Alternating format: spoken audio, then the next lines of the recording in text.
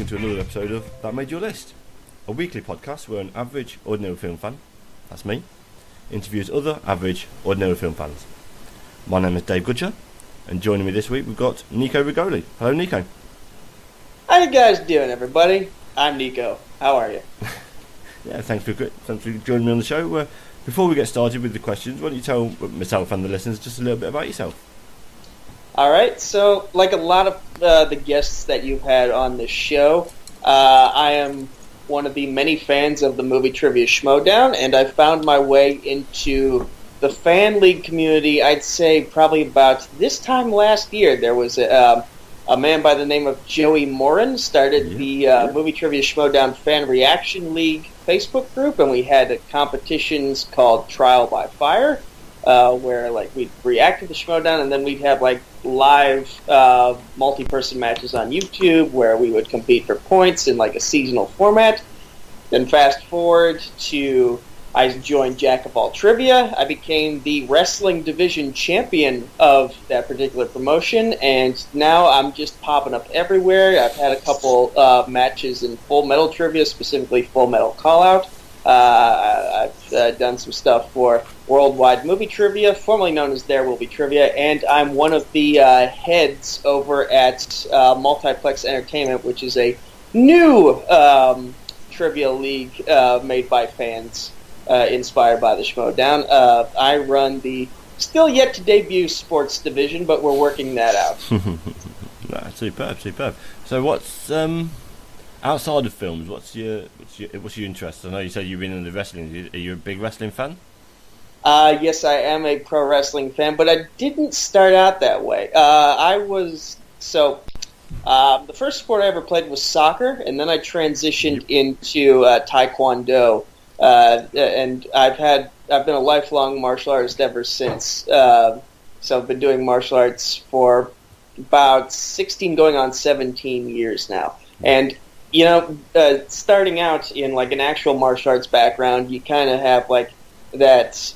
I kind of started out with a small resentment towards professional wrestling simply because I had that it's fake, I don't care mentality. And then I actually sat down and watched an episode of TNA Impact, as it was known at the time. Mick Foley and Bobby Lashley were both with the company. The one match that really made me become a wrestling fan was the first of a best-of-3 series between AJ Styles, who's now the WWE champion, and the Blueprint Matt Morgan, who was known for being the beast on the newer American Gladiators at the time. Oh, yeah.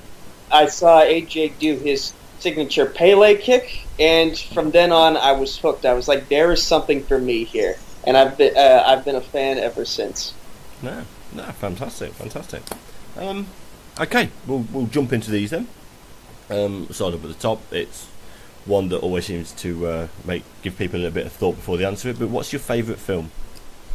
So my answer for this one was The Princess Bride. And I've said this on Multiplex a couple times as to the reason why it's one of my favorite films and why I consider it one of the best films of all time. And it's because if you have not seen this film, anybody who has seen this film will tell you need to see this film. It is the greatest film of all time. So when I actually sat down and watched the film, finally after like 2 years at least of people telling me, you need to watch this film, it lived up to every ounce of hype that anybody I ever talked to ever gave it. Like, there's just so much to love about this film. The drama, the comedy, the romance, the interpersonal relationships between all people. The Man in Black and Inigo Montoya, the banter between them. Like, they're being so friendly right as they're both threatening to kill each other in a sword fight. And that is just so intriguing to me. Hey, we're going to kill each other, but let's be friendly while we do it. Let's be gentlemen. It's so crazy. It works so well, though, and I love it. I love it so much. Plus, Andre the Giant and Wallace Shawn, Andre the Giant, obviously one of the greatest professional wrestlers of the classic era. And Wallace Shawn, who my introduction to him was actually through the Cosby Show, and And like just something about his voice has always intrigued me, and so like getting to see the face that matches the voice and just watching him be this villain of the mind, and then get beaten at his own game. There's just so much to love about this movie. Yeah, no, absolutely. It's as you say, with Mandy Patinkin, he's gone on record many times saying it's his favourite role. Inigo Montoya is his favourite role of his career. To the point though, it's this is again where my memory lets me down. Someone had this as on their list a couple of weeks ago. He gets it quoted once or twice a day that my name is Inigo Montoya, you kill my father, I'm here to kill you. That must get old real quick, having that quoted back to you 2 or 3 times a day. Especially if it's like on every meme on the internet ever. Yeah, absolutely, especially with this. Again, with Andre the Giant, he's one of the ones that, with me being of an age older than you, I got into it as Andre was just finishing. I got into WWE just as Andre was phasing out. But seeing him in this was always a pleasure and a thrill for me, because it's like that's a wrestler. Is seeing someone from the WWF in a major film was a massive surprise and a shock, because you didn't see them cross over then at that time so well anyway. And I just want to also mention, like, if you didn't really know all that much about what was going on with Andre in terms of his personal life, yeah. Like, I knew some of the stuff to an extent, but not to the degree that I learned from watching the HBO documentary that came out a few months ago. Yes. And so now, with that extra knowledge of how much pain he was in when they were shooting that movie, and how they needed to put, like, Princess Buttercup on wires for the catching scene, and how, like, they needed to be gentle with him during the fight scenes, because he was just in so much pain from gigantism. Like it really shows how much of a professional that man was. Just being able to push through all that pain and put out this brilliant movie. Without shadow, I mean, he's another one that says when he was being asked about what's his favourite part about filming the thing, it was no one looks at me. As if to say, no one looks at him as if he's some kind of freak or some larger-than-life thing. He was just a normal person working the acting job. It was a total relief and total change for him. So it's when you see when you see this, the HBO one. I mean, it appeared over here in the UK on one of the Sky channels. But see the story behind Andre the Giant and what he went through when he was filming the film. It's heartbreaking if you, as a fan of his growing up. One other thing about this I really like, when William Goldman, the author of the book, was trying to first get the movie made back in the 70s, Arnold Schwarzenegger wanted to play Fezzik, and then unknown, because obviously he'd not broken into anything back then, but back in the 70s Schwarzenegger wanted to play Fezzik. Oh wow! But, I'm trying to picture on Arnold Schwarzenegger in Andre's role, of Fezzik, and you know, maybe in terms of like the accent and not being able to understand half of what he was saying, I see it, but like in terms of the physical stuff, like I don't know, I just feel like Fezzik works better when you have that larger than life persona that is Andre playing the character. Yeah. Absolutely, he was being strongly considered for it because Goldman couldn't get Andre to come in and read for the role and do it. He just wouldn't. He wasn't interested in doing it at first. And then by the time they actually made the movie, Schwarzenegger obviously by then is a massive star, and they couldn't afford him anyway. So, but that would have been really quite an interesting switch if that had been pulled through like there. Good start. Absolutely. With obviously there you've got Cary Elwes and Robin Wright as well. Robin Wright is another one that again got mentioned. Still going strong to this day with showing up in Blade Runner 2049. In the brief role and also she was in Wonder Woman, if I'm correct. Of course she was. Yes, she was.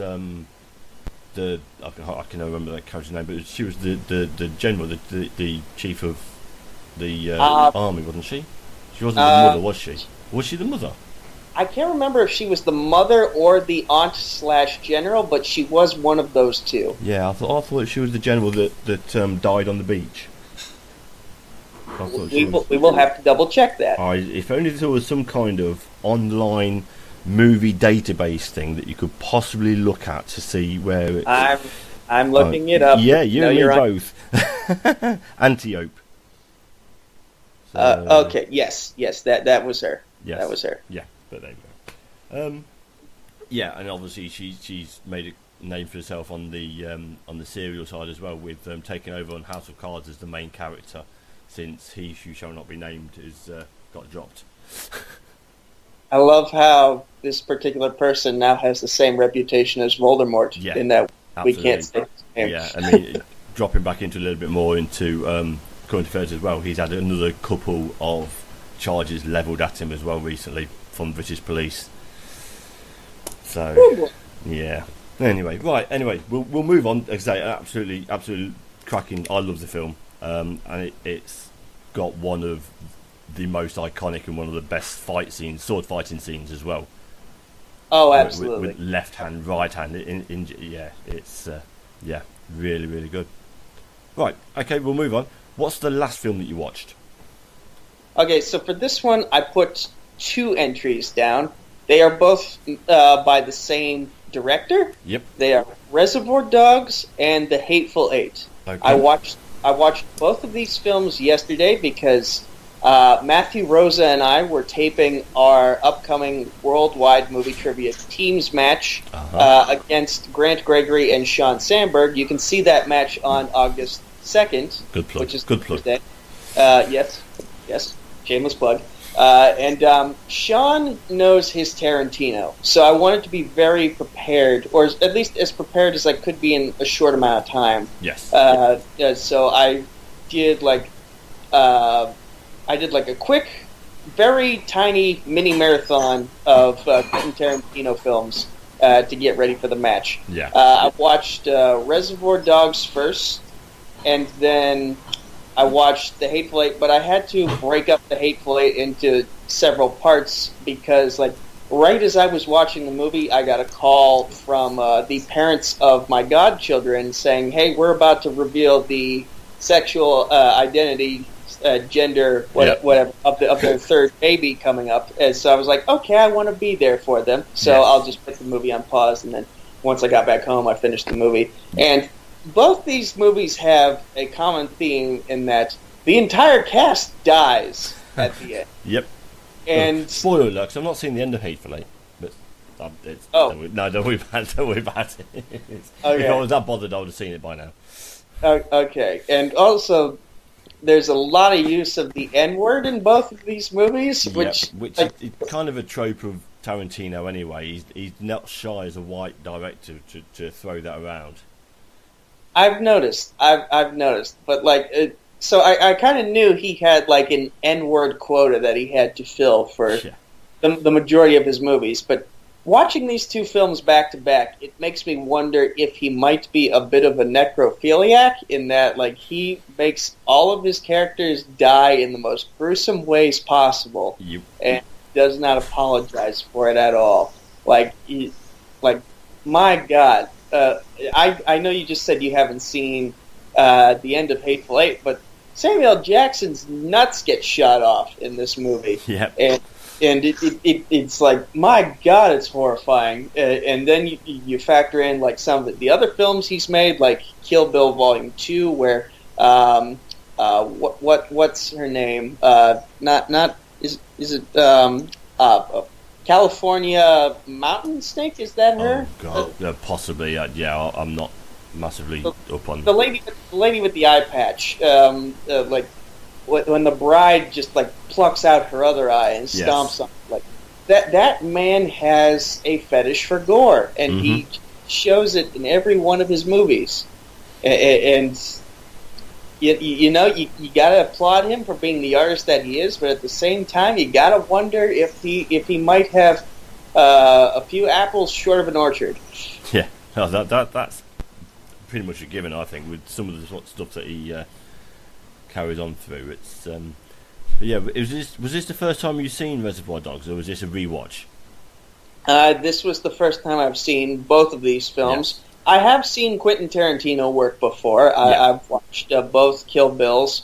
I watched Django Unchained in the theater. Mm-hmm. What other films has he made that I have seen? Oh, yes, Pulp Fiction, but it's been a while since I've last seen it. That's as much as I can remember at the moment. Yeah. But Reservoir Dogs is my favourite Tarantino film. I love crime films anyway. I'm a pretty big fan of Tim Roth as well. But yeah, the Reservoir Dogs is my favourite one of his films. Tim Roth is in both of these films, and a lot of people remember him for his movie work, but I remember him for the role that he played on the show Lie to Me. Yes. That is one of my favorite shows of all time. I'm still kind of upset that it didn't get a third season. Absolutely. Because it was just getting so good at the time, and it was during this time where Fox was getting rid of all their good shows, but keeping shows like Till Death. Yeah.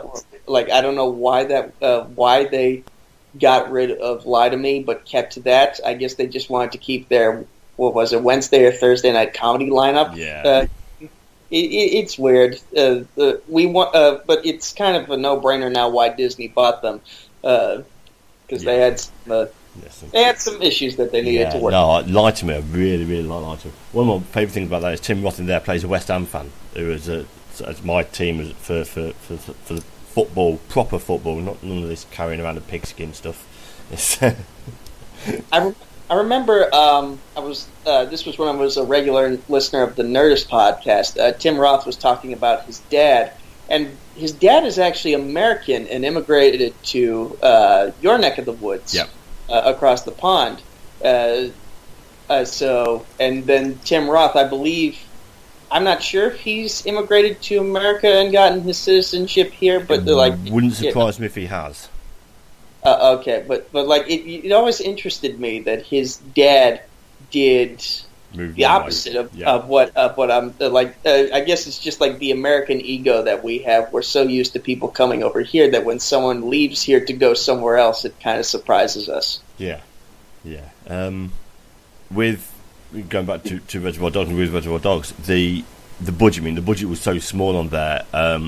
They had no budget for police assistance for traffic control. So the part of the scene where is it Steve Buscemi forces a woman out of a car?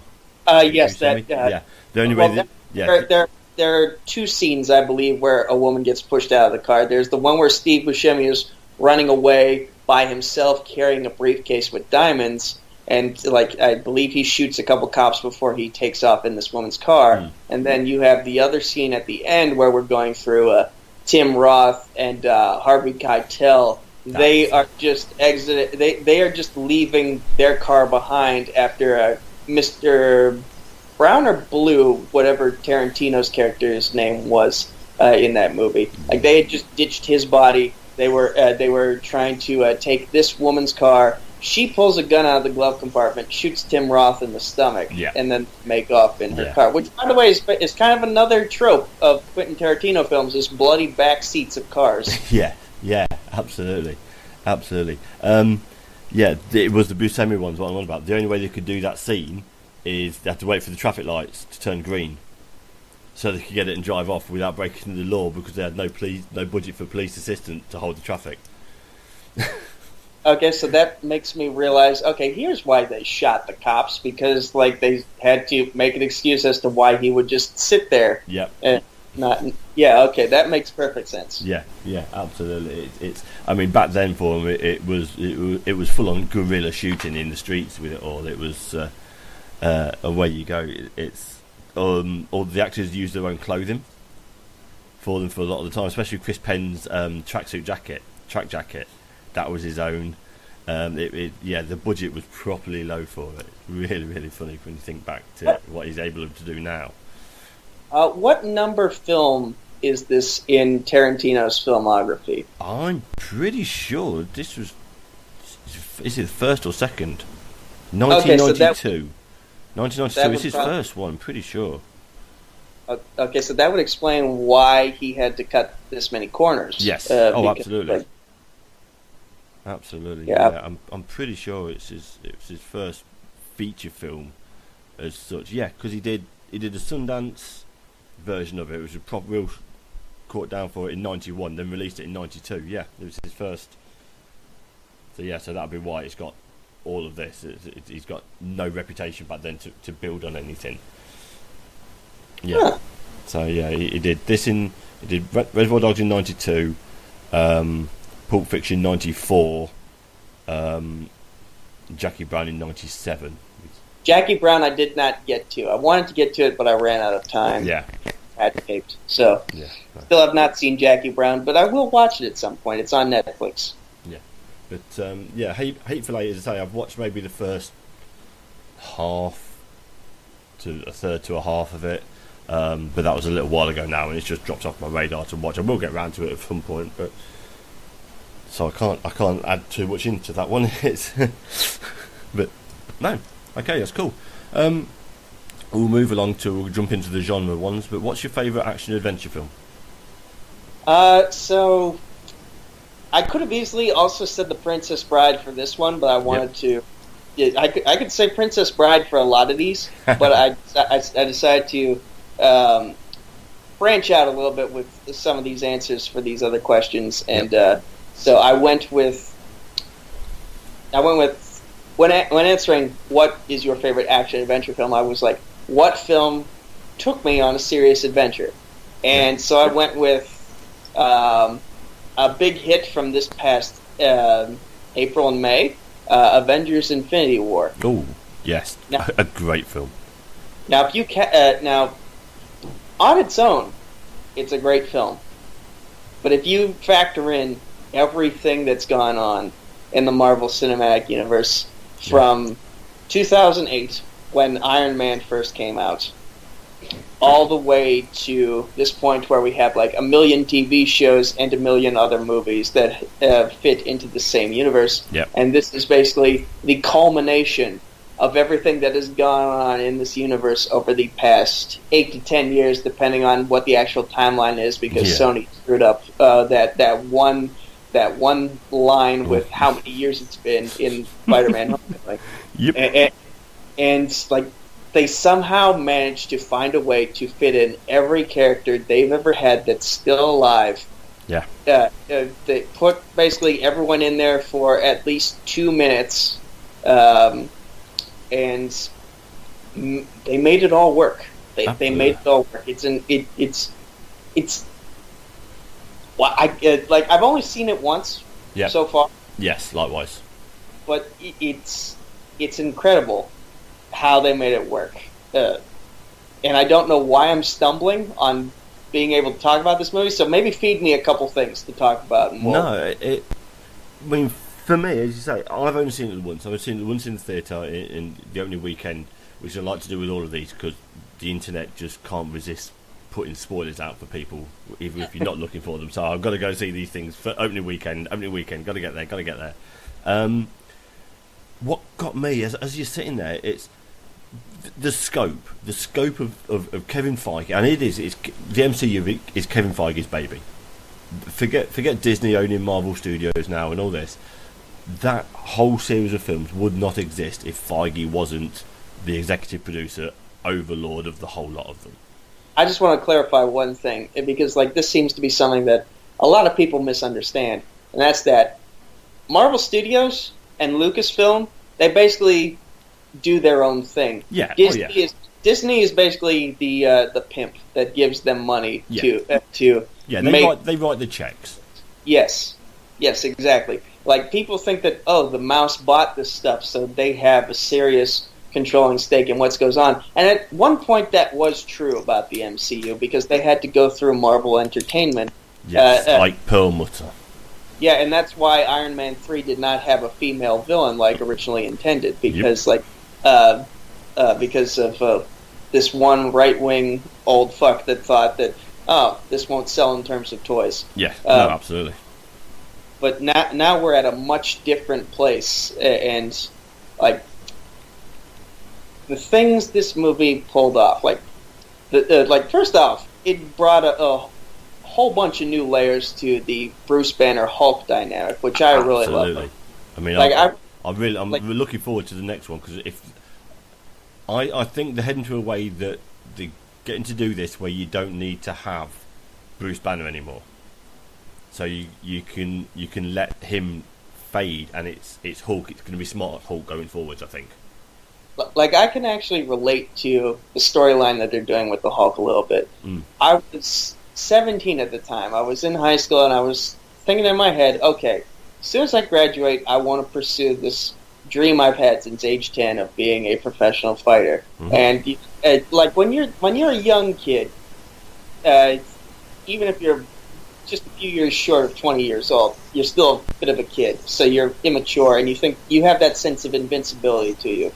And so one Saturday afternoonish, I'd say, we were doing a very poorly supervised sparring session. And I got partnered up with a 6'7", 265-pound heavyweight. And, I was thinking, like, oh, I can handle this guy. And I left my guard down, walked nose first into his left shin bone, and gravity's pull on my body suddenly increased by 3 times what it usually is, and I went down. Yeah. Somehow managed to stay awake. Did not get knocked out, but man, I felt every bit of gravity's pull on me increase that much as I fell to the ground. And I did not spar for about a year after that. I had my confidence shaken in the same way the Hulk had his confidence shaken by Thanos, and now that puts Bruce Banner in a position where he has to take the reins. Yes. And be more assertive, because Hulk is too afraid to face this figure that embarrassed him when he thought he was on top of the world. Absolutely. That was, like I say, right from the very start of it. There when they're on the Asgard ship, and Thor comes out and we've got a Hulk, and he smashes. There was again is a great playback on the line that was said to Loki way back in Avengers Assemble, just to bring that line back, and he comes in and he's pounding into Thanos, pounding him, but it's just like almost like the snap of the fingers, just turns it on him and just beats him to the dust.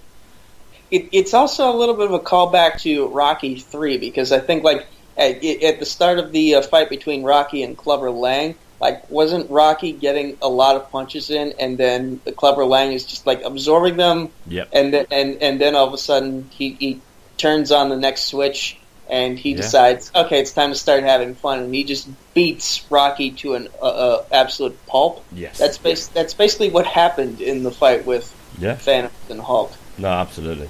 Also, Ebony Maw, like speaking in terms of wrestling, Ebony Maw is probably the best managerial figure in all of he's Marvel's Paul Heyman. Without question. Yeah, no. Where do you think they'll go with the next one? Because obviously it's the original Avengers are the ones that got left behind, aren't they? After the snap. So, I'm trying to be very careful about what I say, because like as it was getting closer to this film being released, I had still been paying attention to some of the behind the scenes reports and set photos, but not as much as I had with previous films. Yeah. And like I like about 2 months before Ant-Man and the Wasp came out, which was just a few days ago, I really stopped paying attention to what was going on behind the scenes, but I still have this memory of set photos that I've seen, from Avengers 4. I've seen a couple set photos, and having seen both Infinity War and now also Ant-Man and the Wasp, I have a strong idea of where it's going. I just don't want to say because like I want to be respectful to everyone else who still has yet to see Ant-Man and the Wasp, and also people who have yet to see Infinity War. So I want you guys to get a chance to see that too. No, that's a fair point. I think I'm going tomorrow night to see Ant-Man. It's a good film. It's really fun. Yeah, I really enjoyed the first one. You will enjoy this one very much too. Yeah, I get the impression of that. That's great. Look, I'm going to have to move on because I could stop and talk MCU and the Avengers specifically for a whole show on its own. So we'll move on to stop that because it's going to be an uber long episode. What's your favourite horror film? Okay, so I don't watch horror very much, if at all. Like the last horror film I watched was, I believe, a remake of Amityville Horror with like Bella Thorne, who's known for doing a lot of stuff on the Disney Channel, and so it's the film I put down was one that I figured, okay, this at least could qualify as a horror film. Mm-hmm. But so I went with Gremlins. Now Yes. I just want to specify that it's been so many years since I've actually seen this film. The main reason why I put it down on the list was because there wasn't a lot of options left for me to go with to put on this list. So this was basically a default answer. Yeah. No, I mean, I'd class it as a horror. It's got a lot. It's got some comedy in there. But I'd definitely class it as a horror film. It's one that it's not aimed to the adults as being a horror. It's not playing to the same crowd that watches Saw or any of the sort of that style of horror. I don't think. Oh, definitely not. This is a horror film that's geared towards kids. Like, yes. Oh, here's this fluffy creature. But but this basically teaches you what happens when you don't take care of your pets the right way. Yeah. Like they will rebel, and you will suffer the consequences. Yeah. Like if you feed your dog too much, it will poop where it's not supposed to. If you feed your dog too little, it will get sick from malnourishment. If you get your Mogwai wet or you feed it after midnight, it will multiply and turn into a million mini demons that will destroy havoc upon the city. Yeah. So, yeah, like absolutely, it's. I mean, as the kids. I mean, my kids started to watch it, then got absolutely freaked out because to them, that's Gizmo. That's their teddy bear. That's their teddy bear sitting at the head of the bed, right next to them. The last thing they see when they go to bed, and the last thing you want to see now is seeing that teddy bear after midnight, eating some food that's been left out, and turning into an evil demon thing. Precisely. Zach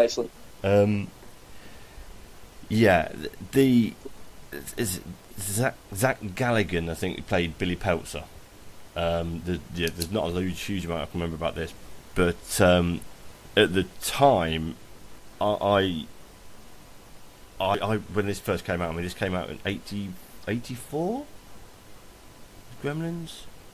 Hey, your guess is as good as mine. Like sure. it's been a long time since I've seen this movie. Yeah, but I remember when he was, to me, when I was watching. I mean, I was 9. Yeah, it came out in 84. I was 9, so I probably saw it. I wouldn't have seen it at the theatre at the time then. So it probably sort of like 10, 11 when I first saw it. But he was Mr. Cool to me. He was that kind of. That was the kind of kid that I was in a way around there. The slightly nerdy, slightly not the cool kid in school. The dad's one of these guys that's a little bit of this, a little bit of that. I really, really enjoyed this one, and I still enjoy watching it now. The sequel, not so much so. I have not seen the sequel, Yeah. so like, that is something I need to add to my list. Like I've heard it's really stupid, but it's a fun stupid, so Yeah. I'm going to check it out. I mean, it almost turns into a parody of other films in there as well, but also a parody of itself with it, while still keeping the usual the Gremlin storyline. But it turns into a parody of itself at the end, I think. Anyway, with it turns into one that's takes sex change hormones and turns into a woman with a blonde wig and red lipstick evil gremlin. That is a very interesting metaphor to just. So now I really need to see just for that scene alone. Yeah. Yeah, it's. I mean, I love this one. I'm also the kind of guy that doesn't watch a lot of horrors. I've said many times I like the idea of a horror film, but get 5 or 10 minutes into it and start feeling the nerves. And let me just go and watch something else instead. I'm not that big into being scared either. I like to have fun and laugh, and that's the big message of Monsters Inc. Is it not? Laughs are more powerful than screams. Yeah. So happiness brings us together rather than negativity. So that's my mindset, and just horror films, I feel like they don't fit that cup of tea. They don't create that positive that positive energy that I need to get through the day. They just make it hard for me to sleep because you get the picture of where I'm going with this. No, absolutely. Um, I'm getting a little bit of echo there, but I'm not sure what's happened there. The set for Kingston Falls, which is the town where this is set in, is the same set that was used for Back to the Future. Oh. Yeah, they were both of them filmed in the Universal Studios back lot, and a lot of the same buildings, everything else was used.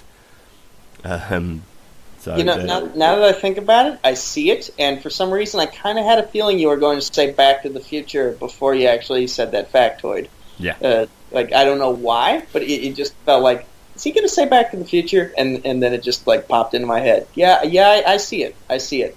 Yeah. Okay. Well, I'll leave it with one last thing.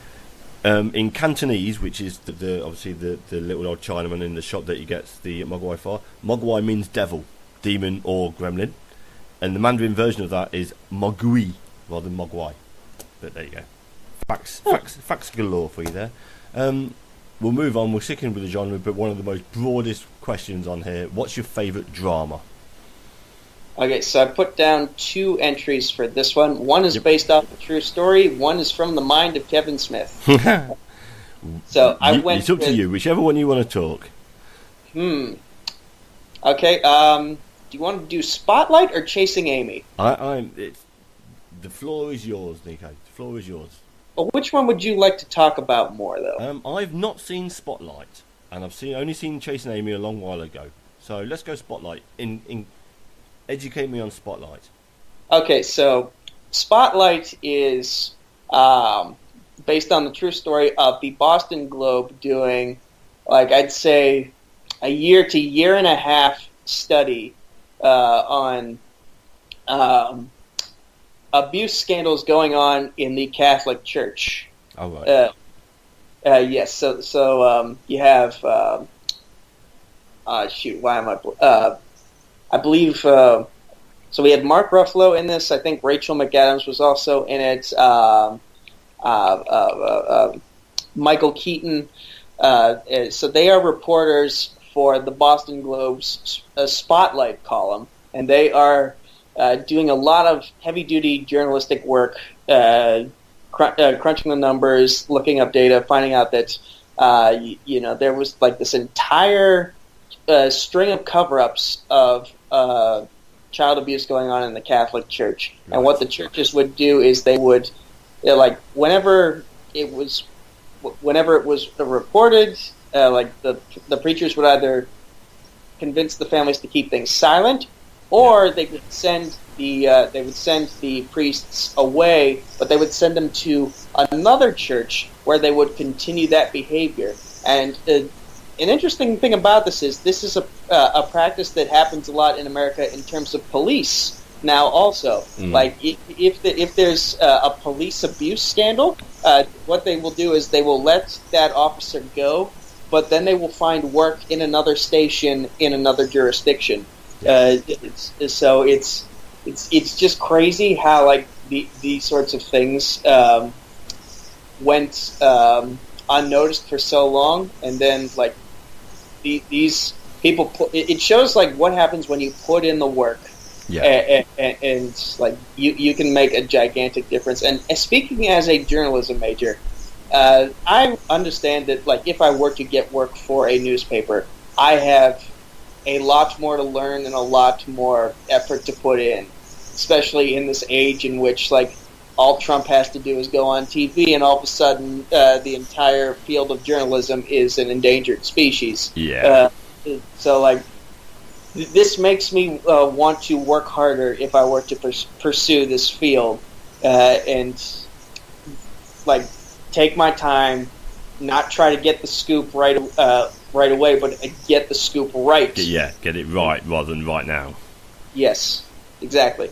No, fantastic. I mean, I've done as soon as you started giving me the premise of it, I remembered hearing about it. I was watching Collider Movie Talk or listening to it rather as I do. Yeah, it this Best Picture winner at the Oscars, wasn't it? I think so. Yes. You know, Oscars is not a specialty of mine. No, likewise. Pretty sure there's one that. Yeah, as I say, I've not seen it. I remember hearing about it, and I remember hearing the story about it now that you mentioned it to me. But it's one that, it's on my list of films to watch because it's how it's significant to story it is. One of those ones that I think, when in years to come, it will be up there as this thing happened. Here's the film about it. You need to watch this film so that you remember that this thing happened. Absolutely. Also, speaking from personal experience, I have a tiny bit of a bias against organized religion. Like, my grandma, she's one of the good religious people, but she's a devout religious person.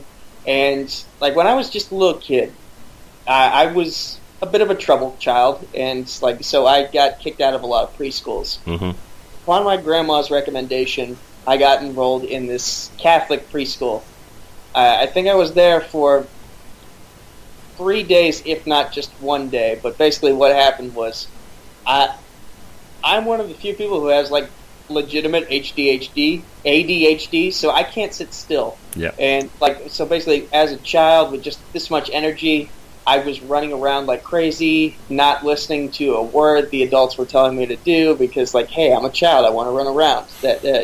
And so what they did was they taped me to a chair and threatened to have me exorcised because they thought, like, oh, I was consumed by the devil because I ate McDonald's every now and then. Yeah. And so, like, why we didn't sue that place, I have no idea, but we got the hell out of there and transferred me somewhere else. So, like, just seeing this movie where, like, the Catholic Church gets taken down a peg, it kind of brought a little bit of smug joy to me. Yeah. No, absolutely.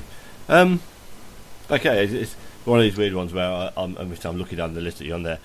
There's a lot of these on here that I'm holding my hand up saying I've not watched. I've not seen any of these, so we'll move on. We'll stick with the genres. What's your favourite comedy? Okay, so I have 2 options here and also 1 honorable mention. The honorable mention is Netflix's The Fundamentals of Caring, which stars Paul Rudd and Selena Gomez. Yep. And the 2 main choices I have here are Game Night, which just came out a few months ago, and The Disaster Artist, which is obviously the story of the making of the movie The Room, which my sister showed to me a couple weeks ago. And, like, I guess we'll talk about that one. Yeah. When I saw this, like, my sister loves this movie to death, and she has seen The Room. I have not. But, like, seeing this movie and now knowing that there is an actual person, like Tommy Wiseau, like, when you see this movie, it looks like he is just straight out of the weirdest fiction novel ever written. But he's actually a real person, and these things actually happened. It's so mind-boggling, and James Franco's portrayal of him, like they showed in the end credits of this movie, they showed some actual scenes from the movie The Room, and, like, you watch Tommy Wiseau's actual portrayal of his character, and then James Franco's portrayal of Tommy Wiseau's portrayal of the character he played in The Room. And James Franco, he really took it up to, like, level 11 with the mannerisms of Wiseau. So like, oh, it's so weird. It's so weird that I just like can't help but laugh at everything I saw. Just talking about Tommy Wiseau. Yeah. Help me out here. Help me out here. No, absolutely. I mean, I've only seen it once. And I say it wasn't that long ago that we watched it, but it was late at night, and I might have been, probably been asleep at the time, and I was sort of half fighting myself to stay awake through it. But yeah, as you say, it's hauntingly good how well James Franco suits the role of him. It really is. I mean, he's helped out with the cast, filled out magnificently with Seth Rogen, who plays oh God, who's he playing? I can't remember the name. Sandy. Yeah, Sandy was his name. Yeah. And obviously Dave Franco as well is in there. But it's. Oh, that reminds me. Like the way they tell the story of how like Tommy was jealous of what's the name of Dave's character? Greg. The way they tell the story of how jealous Tommy was of Greg and his girlfriend at the time, who was played by Alison Brie, who is Dave Franco's real life wife. Oh, right. Why are you jealous of your best friend just having a personal life? Yeah. Like, it's so weird. It's so weird, but I like just the way he made every interaction in his life so awkward, and the fact that he was laughing in scenes that did not call for laughing in when they were shooting The Room, and he had his actual dick out for that sex scene. Yeah. What? Like I'm tripping over my own thoughts and words because I don't know what to say because it's just so mind baffling. No, it is. It's a very mind bending film to watch and try and get yourself around, and the fact that this actually happened. This film that's on here is a film that you can go and watch. I wouldn't recommend it to anyone to go and watch it, but it's... Not only is this a film that actually exists, but this is a person who made it that actually exists. Yeah, absolutely. It's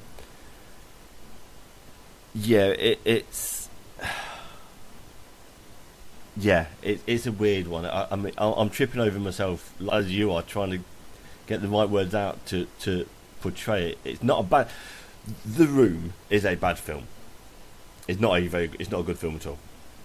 I've tried watching it several times and just can't get through it at all. But The Disaster Artist, is a good film. It's a good film of a bad film. Oh, without question. My sister tells me that The Room is a laughably bad film. So, like, if you enjoy bad movies, then that is the film for you. Yeah. I'm still on the fence about whether or not I'm one of those people who enjoys bad movies. Like, you've seen some of the call-outs that I've made in these trivia leagues, and you know I am a glutton for punishment, but I don't know if I'm enough of a glutton for punishment to watch that. No, I wouldn't. I wouldn't at all. I mean, James Franco, when he did it, described the script for it as a cross between Boogie Nights and The Master, both Paul Thomas Anderson films. So there is that kind of vibe to the film, I suppose. But no, it's a good one. I'm glad you went with this rather than Game Night, because I've not seen Game Night, so at least I could talk about this one. I will say though, when it comes out, if it has come out on DVD and Blu-ray, watch Game Night. It is. Yeah, that I will. It's a serious thinkers comedy. It's one of those, like, I know you and I haven't watched Movie Talk in a while. You still do, I believe, but Kristen Harloff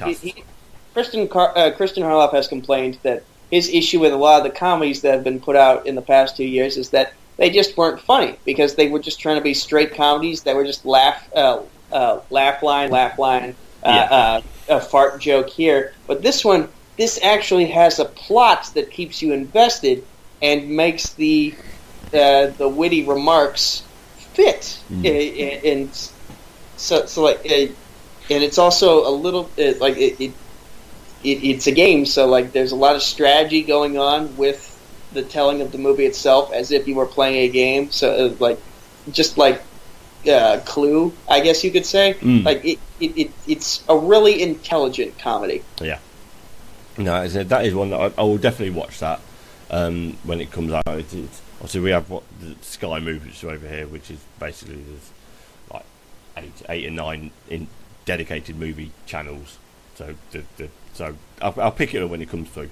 That was actually okay. We'll move on. Name a film that makes you happy. Okay, so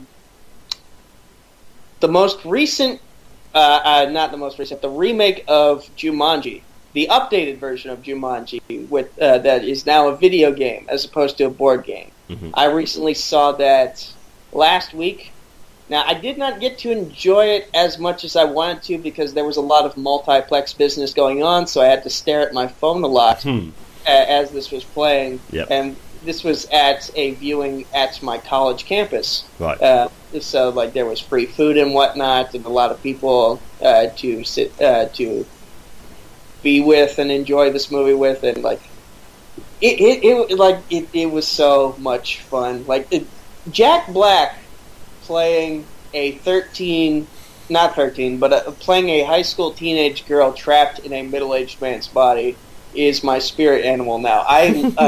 It's amazing how well he portrayed that, and Dwayne Johnson and Karen Gillan, like playing these two innocent nerds that don't have a lot of life experience, but they are in these bodies of ass kickers.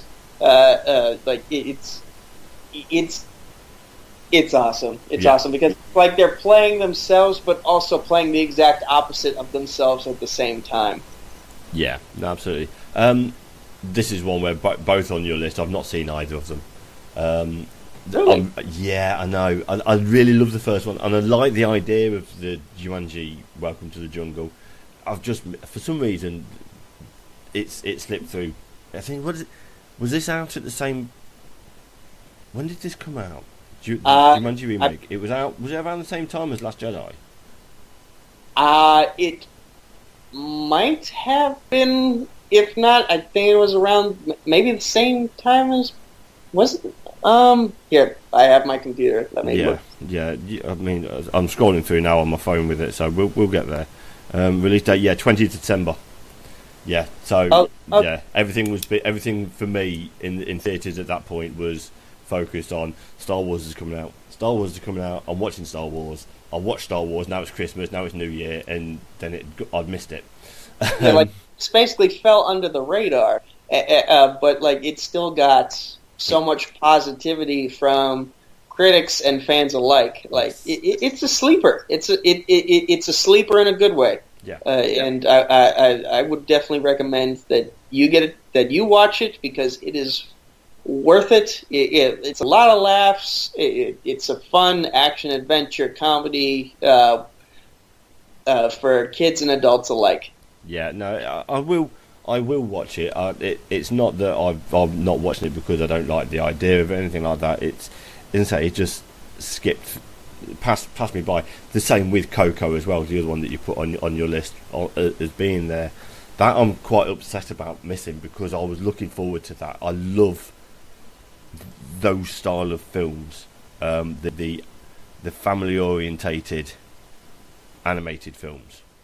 I also have Coco listed as name a film that makes you sad. Yes. So, after I go through the film that I will talk about for name a film that makes you sad, I just want to say like a brief thing about Coco, and I'll explain why I have it listed as both for my happy and sad pick at the same time. It's a nice little personal thing that I'd like to throw in there. Yeah, no, absolutely. It's but yeah, I can't add anything more onto the Jumanji ones. I love the original one. I've not missed this because of a a love of the first or anything like that. Everything was focused on Star Wars when this came out, and I've not got back to seeing it on the DVD or anything else like that yet. But, I have also seen the original Jumanji. It's been so long since I've seen it that I kind of forgot a lot of what happened, other than Robin Williams is in it, and they get chased by this weird dude with a mustache and musket for like the majority of the film. Mm-hmm. Yeah, no, that's pretty much it. I mean, the graphics, the special effects and the CG for it, for when it came out, it came out in 94, 95 is the original, but it's a mid-90s film. But the CG on them, of when you got the animals, you got a herd of rhinos barreling down the main street, still stands up reasonably well now. But yeah, that's there. Okay, we'll flip it on its head then. We'll go the opposite way. Everyone knows where we're going. Give me a film that makes you sad. Okay, so for this one, I went with Foxcatcher, which is I'm forgetting the names of the people who were involved because this is based off of a real life story of two wrestlers. What were their names? Yeah, this is another one. I'm having a really bad go this time. I've not seen this one either. Okay, so I'm looking it up right now. The Schultz brothers. Yeah, I beat you to it. Yes, Mark and David Schultz. Mark Schultz played by Channing Tatum. Mark Ruffalo played David Schultz. These are two of these are two of America's best wrestlers in their time, and so basically the story is about Mark Schultz is. I believe he was feeling a little bit like stuck behind his brother David's shadow. So all of a sudden, John DuPont, played by Steve Carell, he's like, "Hey, Mark Schultz, come over to my place. Come over to my place. My mom is rich and has this building because she breeds show horses and whatnot. So come to my place. I'll have a gym ready for you. You can train for the Olympics here at my place." And then, he opens up this entire recruitment for America's wrestling team for the Olympics, and David joins it, and so many weird things happened in this movie. But I remember there was a falling out between Mark and John DuPont, and then David has a similar falling out with John DuPont, and then it results in John DuPont shooting David Schultz to death. Ooh. And then John DuPont goes to jail at the end of the movie, and Mark Schultz, the movie ends with him about to enter the octagon for his very first UFC fight. Okay. The reason why this is a movie that makes me sad is just because, when I first saw this movie, I was still so used to at least there being one joke in every movie I saw. Yeah. This is the first movie in which there's nobody is really truly happy. There's no jokes to at least lighten the mood. It's just everyone is serious, everyone is awkward.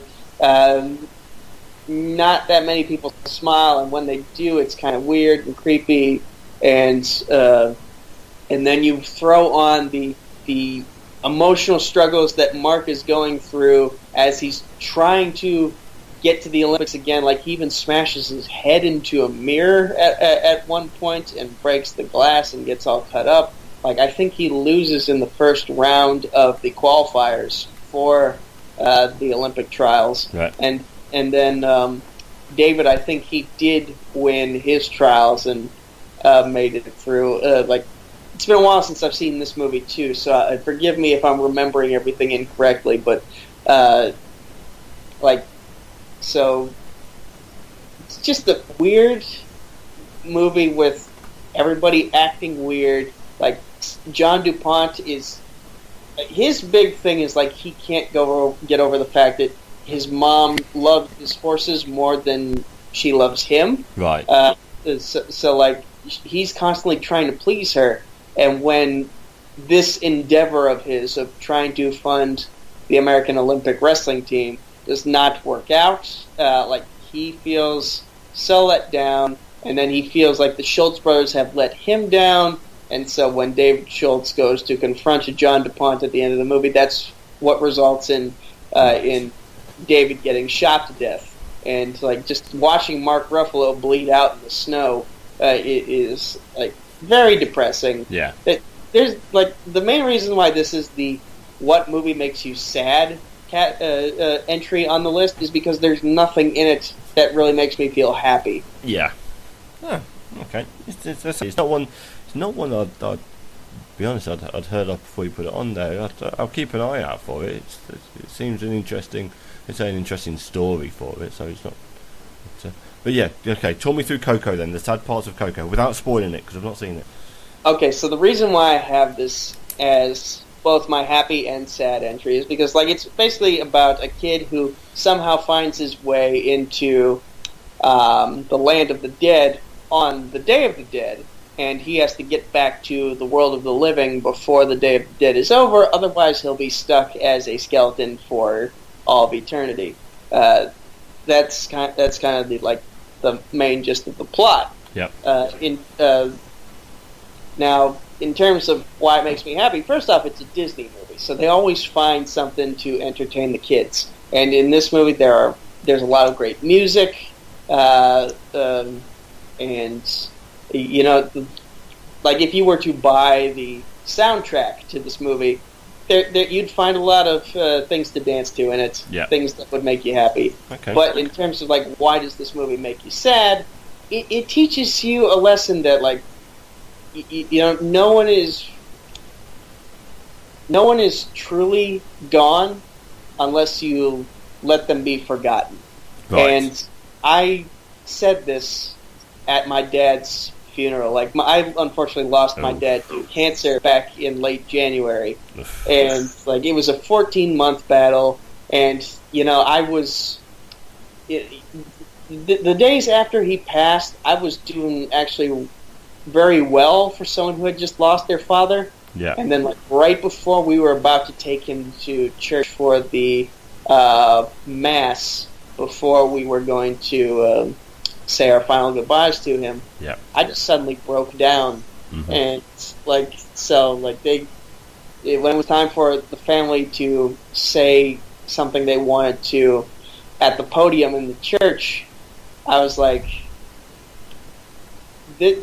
this movie, Coco, is one of the few times I've cried in the past 14 months that this whole struggle in my personal life has been going on.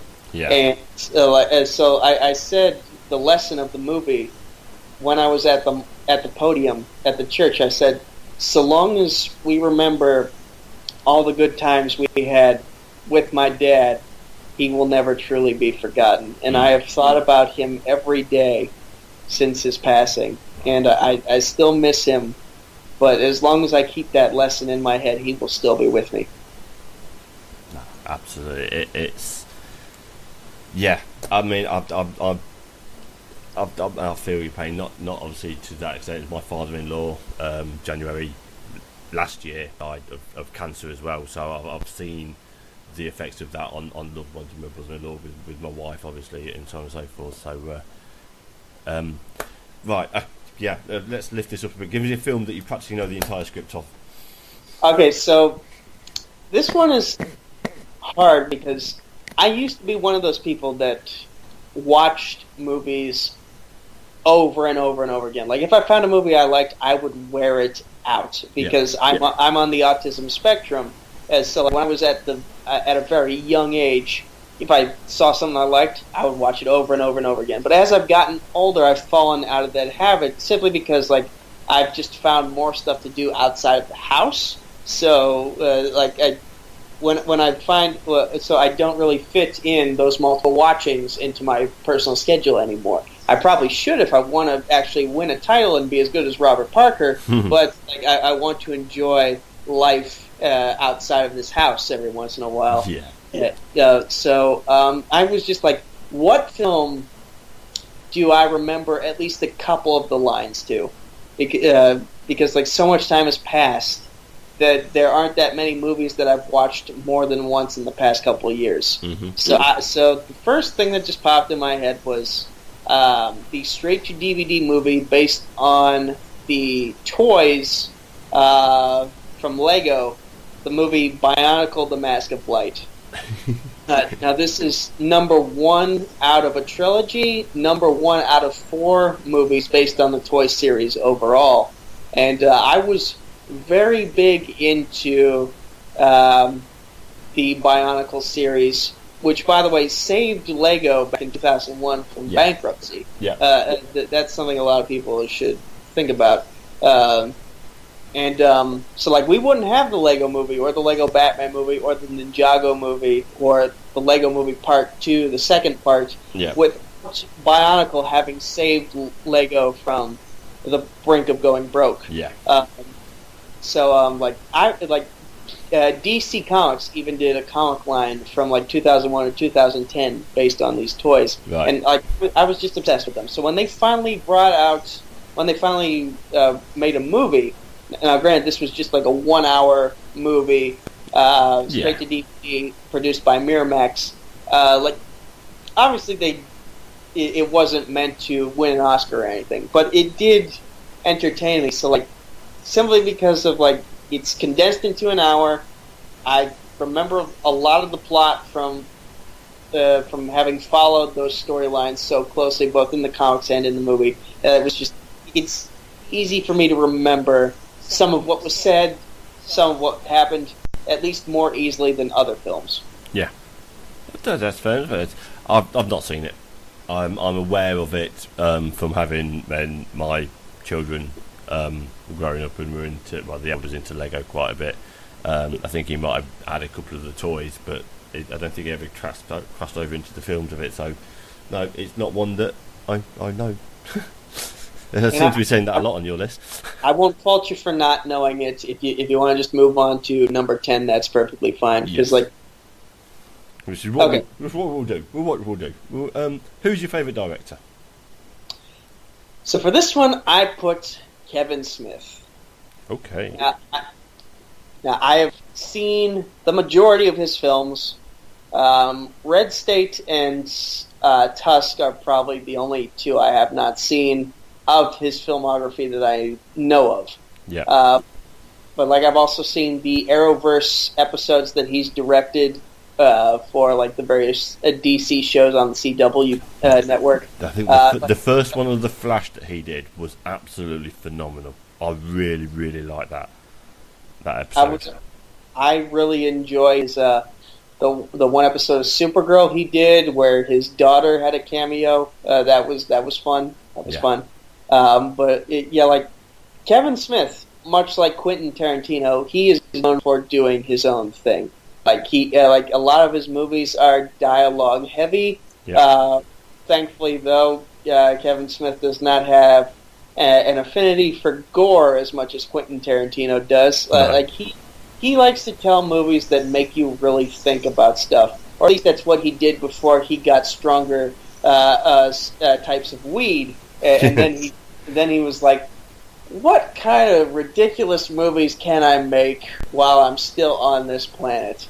And then that's how Tusk was born, that's how Yoga Hosers was born, and that's how Moose Jaws, which I think is his next entry into these films he's been making up in Canada, that's how that was born.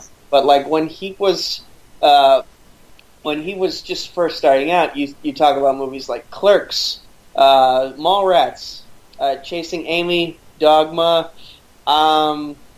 even Jersey Girl. I think that there are a couple things to like about Jersey Girl. Just a father trying to connect with his daughter, and then like not wanting it's an interesting contrast because like at first Ben Affleck's character did not want to have a relationship with his kid, and then he takes one like actual serious look at his kid, and he just can't let her go for like the rest of the movie, and like so, but he still has his own pursuits that he wants to do, and he's like taking her along with him rather than letting her have the life that she wants. So it's very interesting to see that dynamic at play. Absolutely. With Chasing Amy, it was very much Smith's experiences as a father himself, pushed into that film with that one. It's really, really. I enjoy Chasing Amy a lot. Chasing Amy is definitely a movie that I think we can all learn a lot from. Like, it's very woke for its time because, like, as we go further in time, we are realizing more about sexuality than we did back then, and we are learning that, like, like nobody really has to be one thing. Like, your sexual preferences can be fluid, and that's what Chasing Amy taught me, is that, like, hey, there might even be a guy that this hardcore lesbian will like. I'm not saying, like, hey, guys, go bother every lesbian and try to be that one guy that they'll sleep with. No, that's harassment. But what I am saying is, like it taught me something that I didn't really think about beforehand. Yeah, absolutely. I mean, I've seen Clerks, Mallrats, Chasing Amy. His first three are for an unknown director, small director, indie films. They're three really, really good and sort of iconic with the people that grew up with them. They will stay with them, those films with them for the rest of their lives, I'm pretty sure of. Dogma is the one that I absolutely adore that film. Oh yeah, it's another one of my personal favorites. Again, it makes you question a lot about organized religion. Yes. Which was one of my reasons for putting Spotlight on the list. Why am I blanking on everything that happened in the movie now? I remember George Carlin in the introduction of Buddy Christ. That was, and I believe Matt Damon played Loki, and like he was the guy. He was the main antagonist of the two angels at the time, and then all of a sudden, like Bartleby has this revelation, and he starts going hardcore to the point that Loki is like, "Hey, dude, let's chill." So it's like his characters go through the same mental adjustments that the watchers of his films go through. Yeah. Very, very. I want to say ahead of its time, even if I might not be right on that. But like he just made so many intelligent films when he first started out. Yeah. And imagine, I can only imagine what would happen if you just took the bong away from him for maybe a weekend and just locked him in a closet with a pen and paper. What would he produce? Would it be something similar to some of his past work, or would it be something that fits more of what he's been doing lately, or would it be something entirely different from what we're used to him in both eras of his work? Yeah, no, absolutely. I think it's, as you say, it's the last four, the Cop Out, Red State, Tusk and Yoga Hoses. Tusk and Yoga Hoses especially, I think, are films that he quite happily turns around and says, I've not made this film for you. I've not made this film for the reviewers. I've made this film for me, because I wanted to make this film. And to an extent, that's, if you look at all the heat Star Wars fans have been giving the people who make these films now, you gotta let artists be artists from time to time. Absolutely. And I think Kevin Smith is the ultimate teacher of that lesson. Hey, he made smart films in his heyday, and now he's making films that are just for his own personal amusement now. Yeah. So you gotta let artists be artists from time to time, whether you like the art or not. Yeah. Once after Zack and Miri make a porno, I think if you'd have took all the recreational drugs away from, all the weed, all the bong away from him, then and say, right, okay, Kevin, you can do really big things, commercially successful things from this point onwards. Go. I think he could be thought of a lot wider as a really, really good director. I'm actually glad that you mentioned Zack and Miri, because I forgot he made that, and that's an underrated film. That film is, I really enjoy that film. No, absolutely, it's I listen to a lot of his podcasts as well. My day job is going out, and I'm a driver, a delivery driver, so I'm driving around, and podcasts is what keeps me going during the day by and large. Listen to his podcast a lot, and yeah, this is where you always get these things. Screw you, I'm doing this because I want to do it, and that very much so. Zack and Miri was another one of those, but it just happened to be a lot more commercially successful with it, I think. Oh, absolutely. Yeah. Fantastic. Okay, we'll move on. What's your favourite film from your childhood? Okay, so going back to what I said about being that autistic kid at age 5 who, like, if I saw something I really enjoyed, I would wear out the tape until it was done for. And thankfully, I don't think I actually wore out any tapes, but if, like, the one movie that got the most use in my VCR would have to be Toy Story. Yeah. And it helps that, like, these toys actually were merch that I could buy because, like, there's more for me to take in now.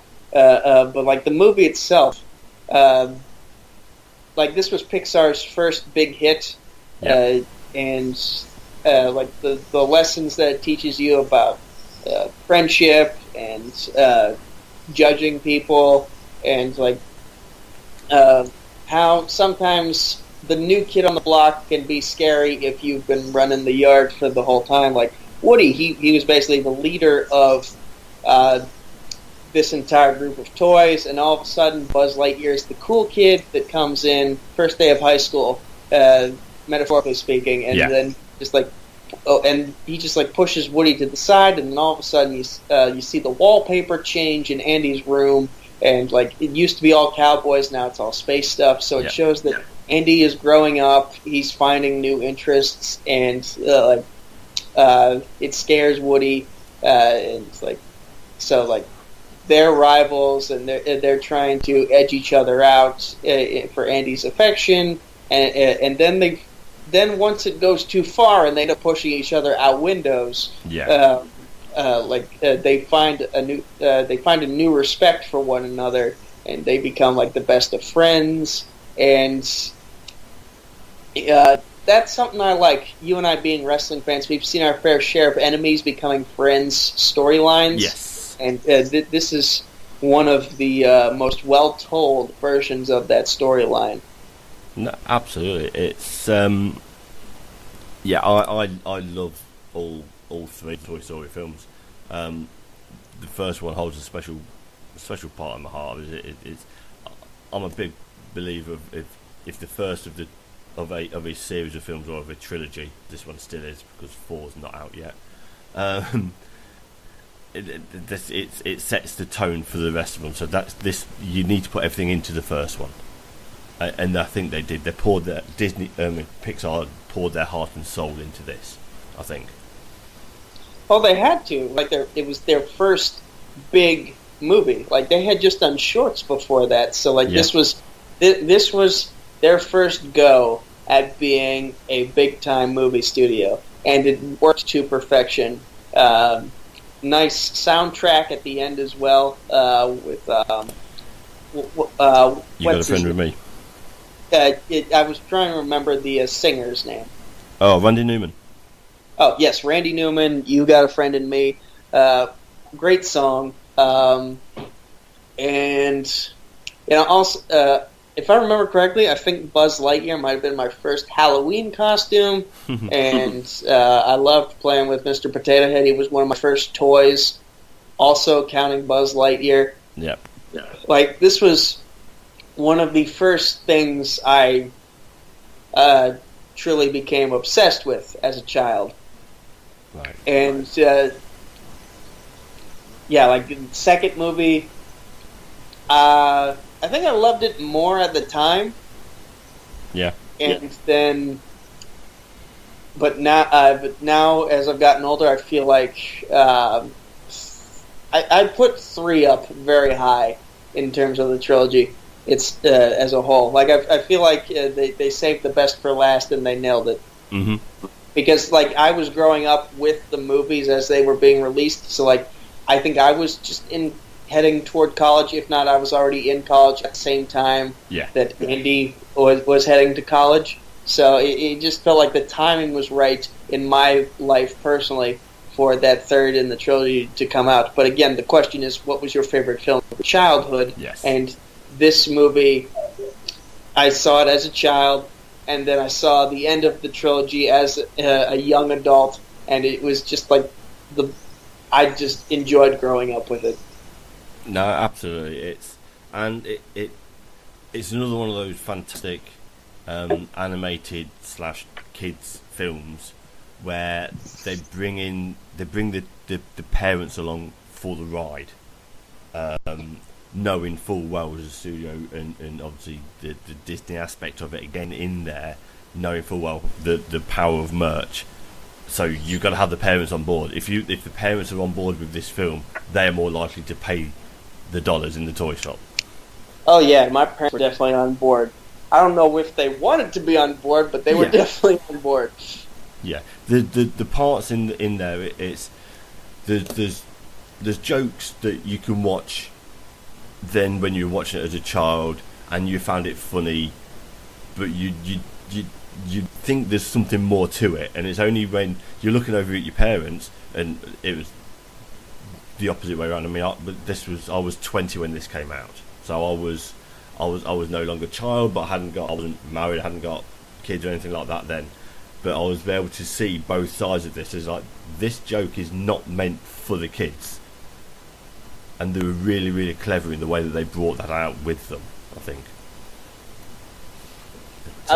It's been a while since I've seen Toy Story number 1, so I can't help but wonder, like, if I were to watch it again, like right after we were done shooting, like,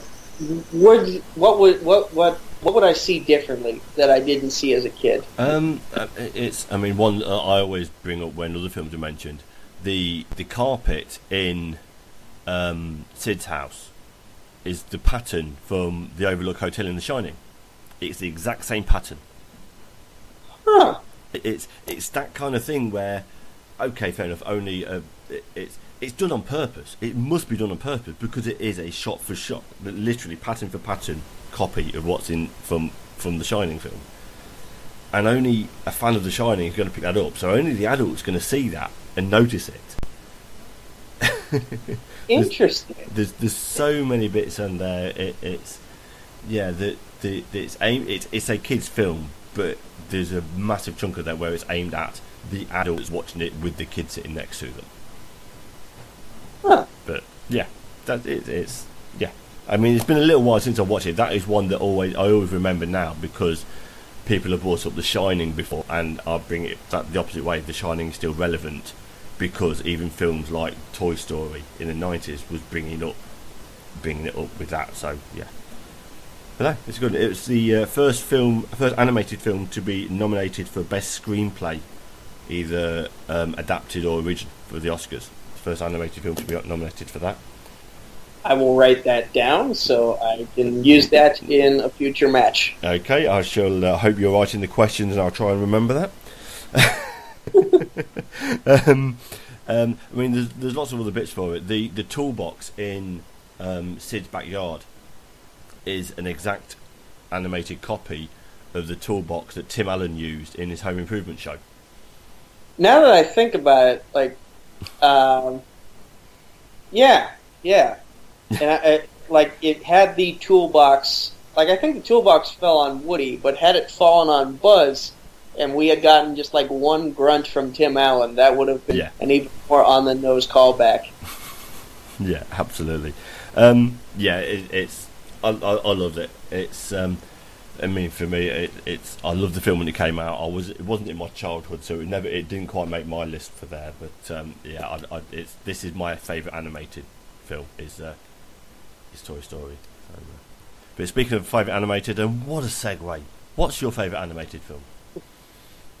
So I wanted to go with just a singular film on this one, not one that has. And I know that's weird because I have two options here, but what I meant was like a film that has not been part of a trilogy, something that hasn't had a sequel. Yep. So I really struggled with this one. I had it down to either both Disney movies, but I had it down to either Hercules or Moana. Now I had the spectrum for time-wise. You've got one that's 21 years old. 21 years old, yeah. In a weird way, though, like they both kind of tell the same story in that these are two people who are leaving home to find themselves. Hercules, he is this outsider who is who he's trying to find his way in the world. Like, he's so much stronger than everybody else, and he doesn't really know what to do with it. He wants to be a hero, and he just doesn't know how. And so he goes off on this journey, and he finds a coach who helps him become the hero that he is to be. In terms of Moana, she is an outsider in terms of her way of thinking. She wants to go out into the world and explore, whereas everyone else wants her to stay put. Yeah. And like, only her and her grandmother see that something is wrong, and she needs to go out and save her people. And so she goes on this journey, and in the same way that Hercules finds Phil, Moana finds Maui, played by Dwayne "The Rock" Johnson, and he kind of dicks her around in the same way Phil dicks Hercules around, but they form this student-teacher relationship, and he teaches her how to sail, and both end up doing what they set out to do in the end, which is be the heroes they wanted to be. And the main reason why I link these two movies together is because they each have their own song that encapsulates hey, I'm going on this journey. With Hercules, it's Go the Distance. You've heard me in Multiplex a couple times. I've used that song for my entrance music. And Moana, she has How Far I'll Go. There is actually an a cappella mashup, if you go on YouTube, of those two songs. I've downloaded it from iTunes, and it's really good. I can look up the name of the two people who sang it, and you all can go find it. Seriously, it's a great mashup. Yeah, I can't remember. I love Moana. I've seen Moana quite recently. Obviously, it's quite a new one anyway, but I watched it. It was our family film night film, it's your classic animated family film. Just sweeps you away with it. Another one that there's little nods in there for the adults sitting next to the kid to keep them entertained. Oh yeah, Now I was kind of late to the party when I saw Moana. Like, everyone else had probably seen it in theaters. I don't think I saw it until maybe a few months to a year after it came out in theaters. Saw it on the same for me. Saw it on Netflix at 9 in the morning when I was still kind of half asleep. So in all the scenes where I was getting emotional, I had to wonder, am I just super tired, or is this really getting me in the feels? And I think it was the latter. Disney movies that make me cry, those will always find their way at the top of my list for me. Yeah, absolutely. There's lovely little callbacks in Moana from the Disney films. There's the genie's lamp from Aladdin can be seen on the shell, on one of the shells in there as well. They're just great, brilliant, lovely little callbacks like that, making sort of these little Easter eggs for the people who are watching them. And that crab itself, at the end of the movie, he has this little scene at the end of the credits where he calls out Sebastian from The Little Mermaid. Yes, yeah, absolutely. What was it? Nominated for 2 Oscars, I think, Best Animated, and I think it was nominated for Original Song as well. I think, but I can't remember. I think it was You're Welcome. I think that's the song that got nominated. I think, I can't remember which one it is. I know it got nominated for, but I can never remember the title of it. That's where I'll get myself let down with. Hercules I've seen. I think I've probably only seen it once. Moana I've seen a couple of times. Hercules was a long time ago since I've seen it. But I always remember, and it's a great casting for the way that the character is drawn is Phil and Danny DeVito. If there's ever a person that's perfectly cast for the way that the character is drawn as well, it's those two there. Danny DeVito, he does really well in the very unusual roles, like obviously the Penguin in Batman Returns, but again, he's also playing like this weird creature in that movie, like he is in Hercules here. Now, granted, it's just drawn, but like Phil, I could see Danny DeVito being like an actual boxing coach for one thing, and just like putting him in this setting and having him be like this ultimate trainer of heroes past that just hasn't found the one hero out of them all yet. Like, he had some diamonds in the rough, but they just didn't bloom from that lump of coal that he plucked them from. And like Hercules, that finally he has a golden goose, and it's not like a Don King Mike Tyson relationship, though. Although it starts out one, like, he actually genuinely cares for Hercules' safety and well-being. So, yeah. No, it's a good one. Okay, we'll move on to the next one. What's your favourite quote from any film? Before I get to that one, I just want to say Scott and Ricijo is the name of the duo who does the a cappella mashup of the songs from the last one. Okay. Now, as for my favorite quote, I had to think about this one, and I was originally going to go with I Don't Fuck With You, which is the beginning of the talent show segment from the movie Fist Fight that has Ice Cube in it. Yep. But instead, I went with, "Hey everybody, we're all going to get laid," from Caddyshack. Now, strangely enough, I did not hear this quote first in the movie. I heard it on an episode of Family Guy, and the episode of Family Guy that I heard it was Lois was trying to convince this, again, we're getting back to religion. Yeah. I swear I'm trying to do this on purpose, but Lois was trying to convince this religious couple who didn't really believe in modern medicine. They believed that, like, oh, our baby is sick, we can just pray that away. So Lois was, like, desperately trying to get this baby some medical attention. And when she finally convinces them, hey, use this hospital, get your baby well, and she finally gets through to them, Peter just turns around to this random audience from out of nowhere, and he just says, "Hey, everybody, we're all going to get laid," quoting the movie Caddyshack. Yeah.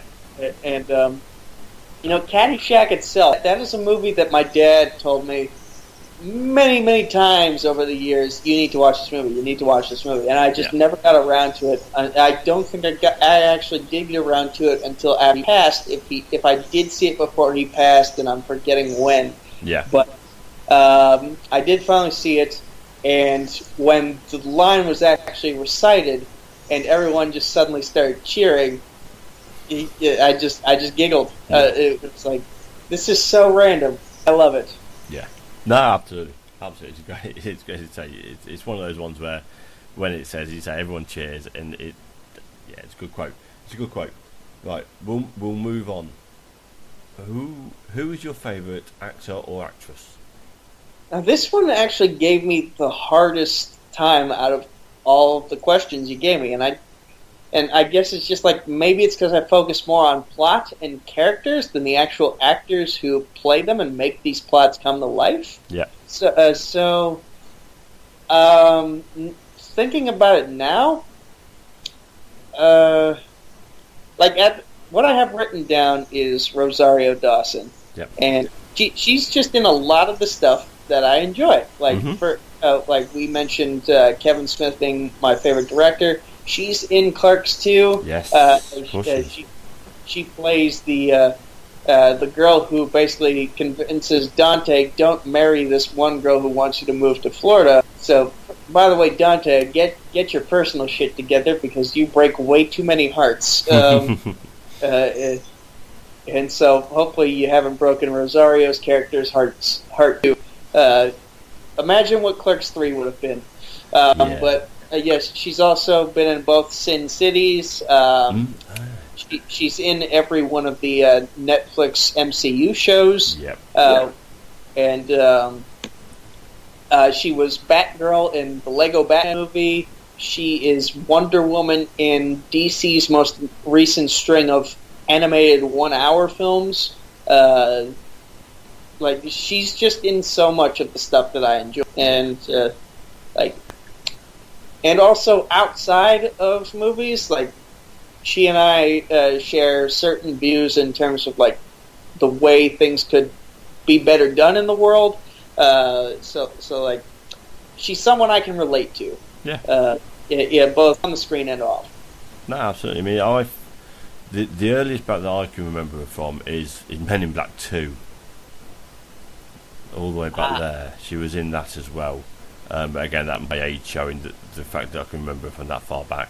Men in Black is something I have not visited but need to, because pretty sure that's going to come up in a match at some point. If I ever come up against you, I remember you've not seen them now, then give me something to fire back at you. I mean, she's not adverse to the odd dodgy one. She was in Pluto Nash as well, so she's not everything. It's sweetness and light for what she's been into. No, she absolutely good. I love it. I love all the MCU Netflix series anyway. I've even got a bit of love for Iron Fist, which wasn't the most well received.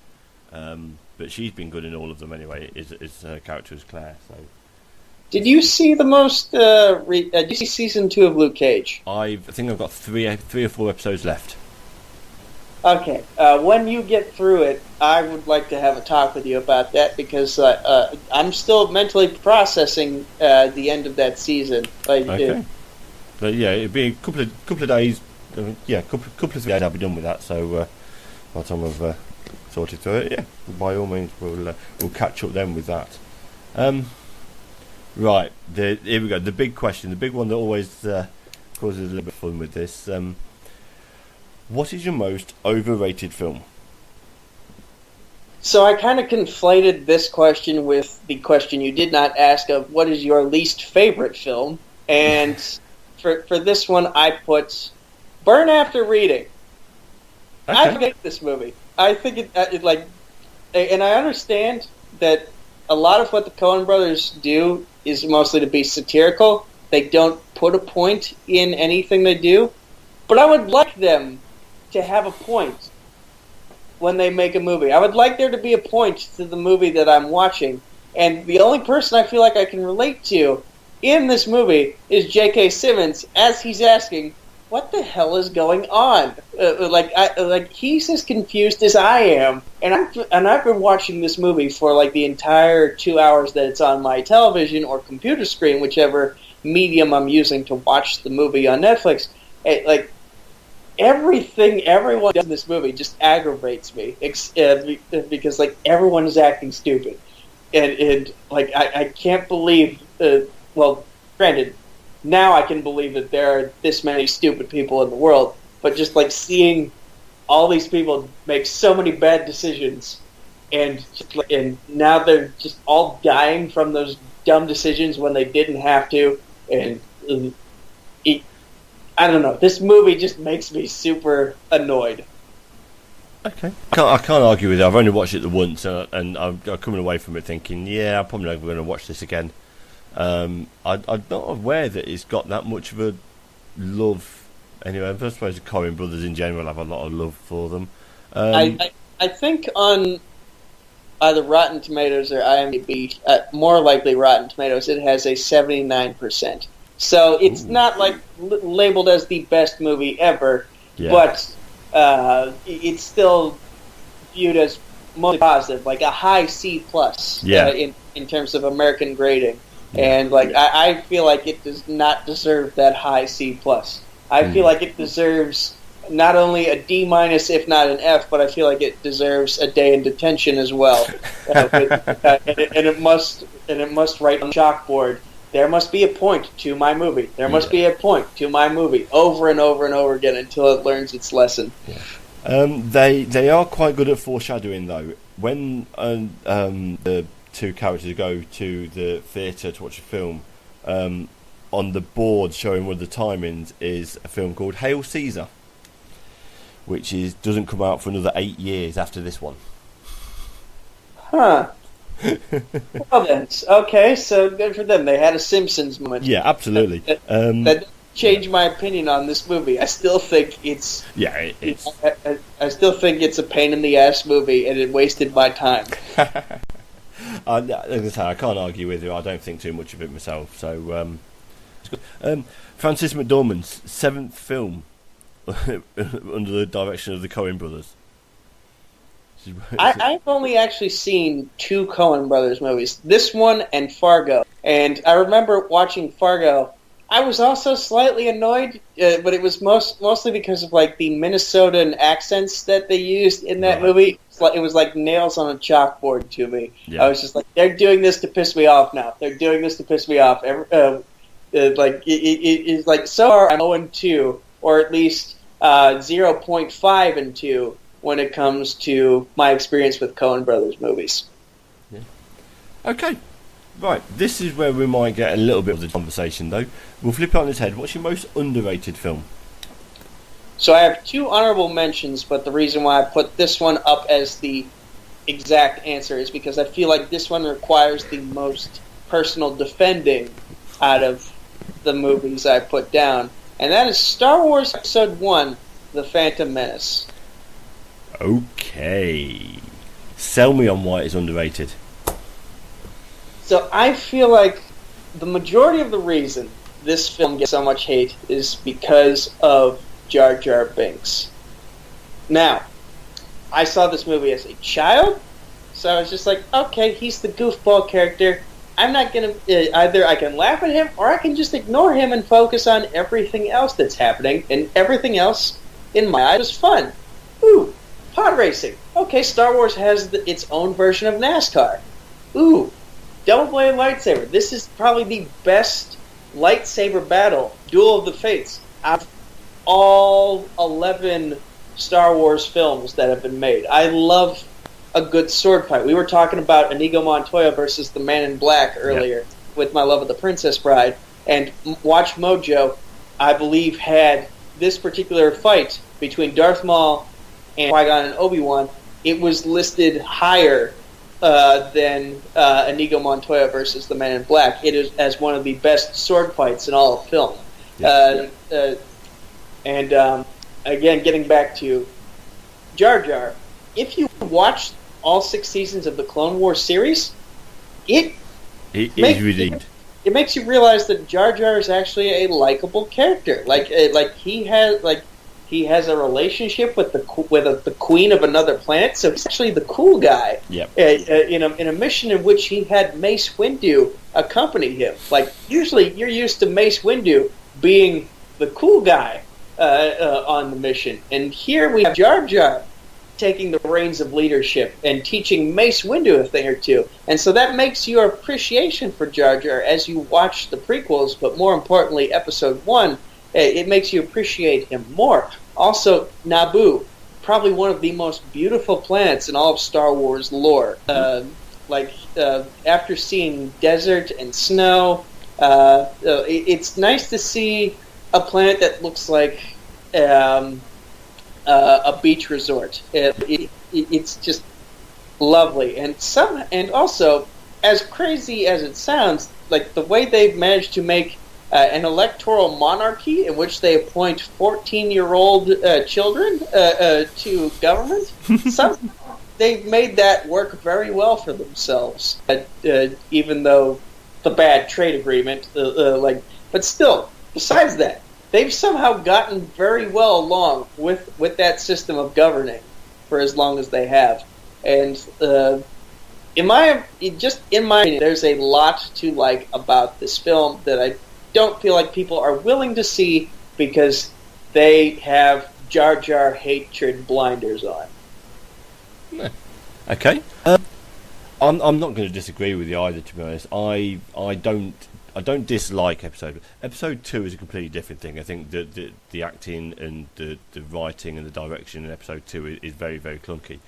But oh yeah, episode 2 is a weird one, and like as a kid, I didn't see how bad of a movie it was because I was like, ooh, look at all these Jedi in this one battlefield, tons of lightsabers, like it was triggering the sensors in my childlike brain that made me think like, oh, look at all these special effects, this is awesome. Now, as I have gotten older, I realize, okay, this is clunky, and like I think the only person that hasn't seen it from that point of view is our good buddy RJ. No. But yeah, like so. Yeah, so it always weirds me. It always confuses me when people put the Phantom Menace lower than Attack of the Clones, because like there's I feel like there's way more to like in the Phantom Menace than absolutely. Attack of the Clones. Absolutely is. I mean, I think a lot of the dislike for it has come from those that were fans of the original trilogy. So the 30s, 40s, 50-year-olds who grew up with those. The original trilogy was theirs, and then, oh God, what's this digital world that's now trade agreements and CG characters that are stepping in doo-doo and large tongue nicking chickens. The kids that were fresh to the franchise, that were the 8, 9, 10-year-olds in 99, will have absolutely no problem with the prequels, because that's their Star Wars. I think that those they're not. It's not underrated because they like it. If I could touch on that, so if you look at the MCU, the MCU rarely gets this type of like fan reaction in terms of like, this is what an MCU movie should be, whereas Star Wars, every fan has an opinion of what a Star Wars film should be, and that's because like there were multiple years separated between each film in a trilogy, let alone entire decades separating each trilogy from one another. So there was a lot of time in between for the idea of what ideas of what a Star Wars film should be to set in. Whereas with the MCU, they kept making one film after the other, and sometimes two films in 1 year, which prevented there being a set idea of what an MCU film should be. So you have films like Captain America, Winter Soldier, which is a political drama movie, and then you have like Ant-Man and Ant-Man and the Wasp, which are variations of heist films. And then you have like Thor Ragnarok, which is sort of like a road trip movie set in outer space, and so like they found a way to differentiate them each film from one another by not leaving enough time for fans to make up an idea of what a film set in this particular universe has to be. Yeah. No, okay. Yeah, you're absolutely right. It's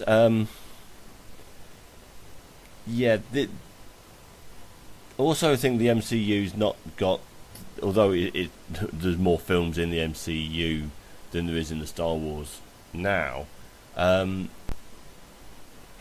There's distinct generations of fans that some are very stuck in their ways. Is no, I like these three.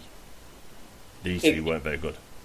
Exactly, and that fits into more of what I'm saying. Is like, imagine if Star Wars had made at least one movie every year, starting with A New Hope. Yeah. And they just kept that up for like the next 42 years, I think we're on now, since like A New Hope came out. Yeah. Then the idea of what a Star Wars film has to be wouldn't have set in so easily. Now, granted, there would still be people saying like, "Oh, I like this movie more than the other because it's more my time," but there wouldn't be this much dissent within the fandom because there wouldn't have been that much time in between that would cause these mindsets to sink in. Yeah.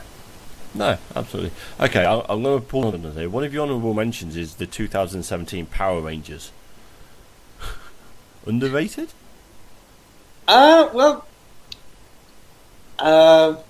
I really enjoy this movie. I really enjoy the 2017 Power Rangers, and it's just like I hadn't really looked at what its score was on Rotten Tomatoes or IMDb or anything, so I really didn't bother to check at the time if it was how critically acclaimed or critically panned it was, or how much fans acclaimed it or panned it. I was just like, this is a movie that I like, and I feel like it doesn't get a whole lot of appreciation. No, it's... I mean, I watched it with my eldest boy, who was a fan of the Power Rangers when he was young. I mean, I say young, he's only 11 now. God, the way he acts is as if he's in his 20s, but yeah. He enjoyed it, and I think I was just swept along with watching it, and it was... Yeah, it's not as bad as a lot of people made out.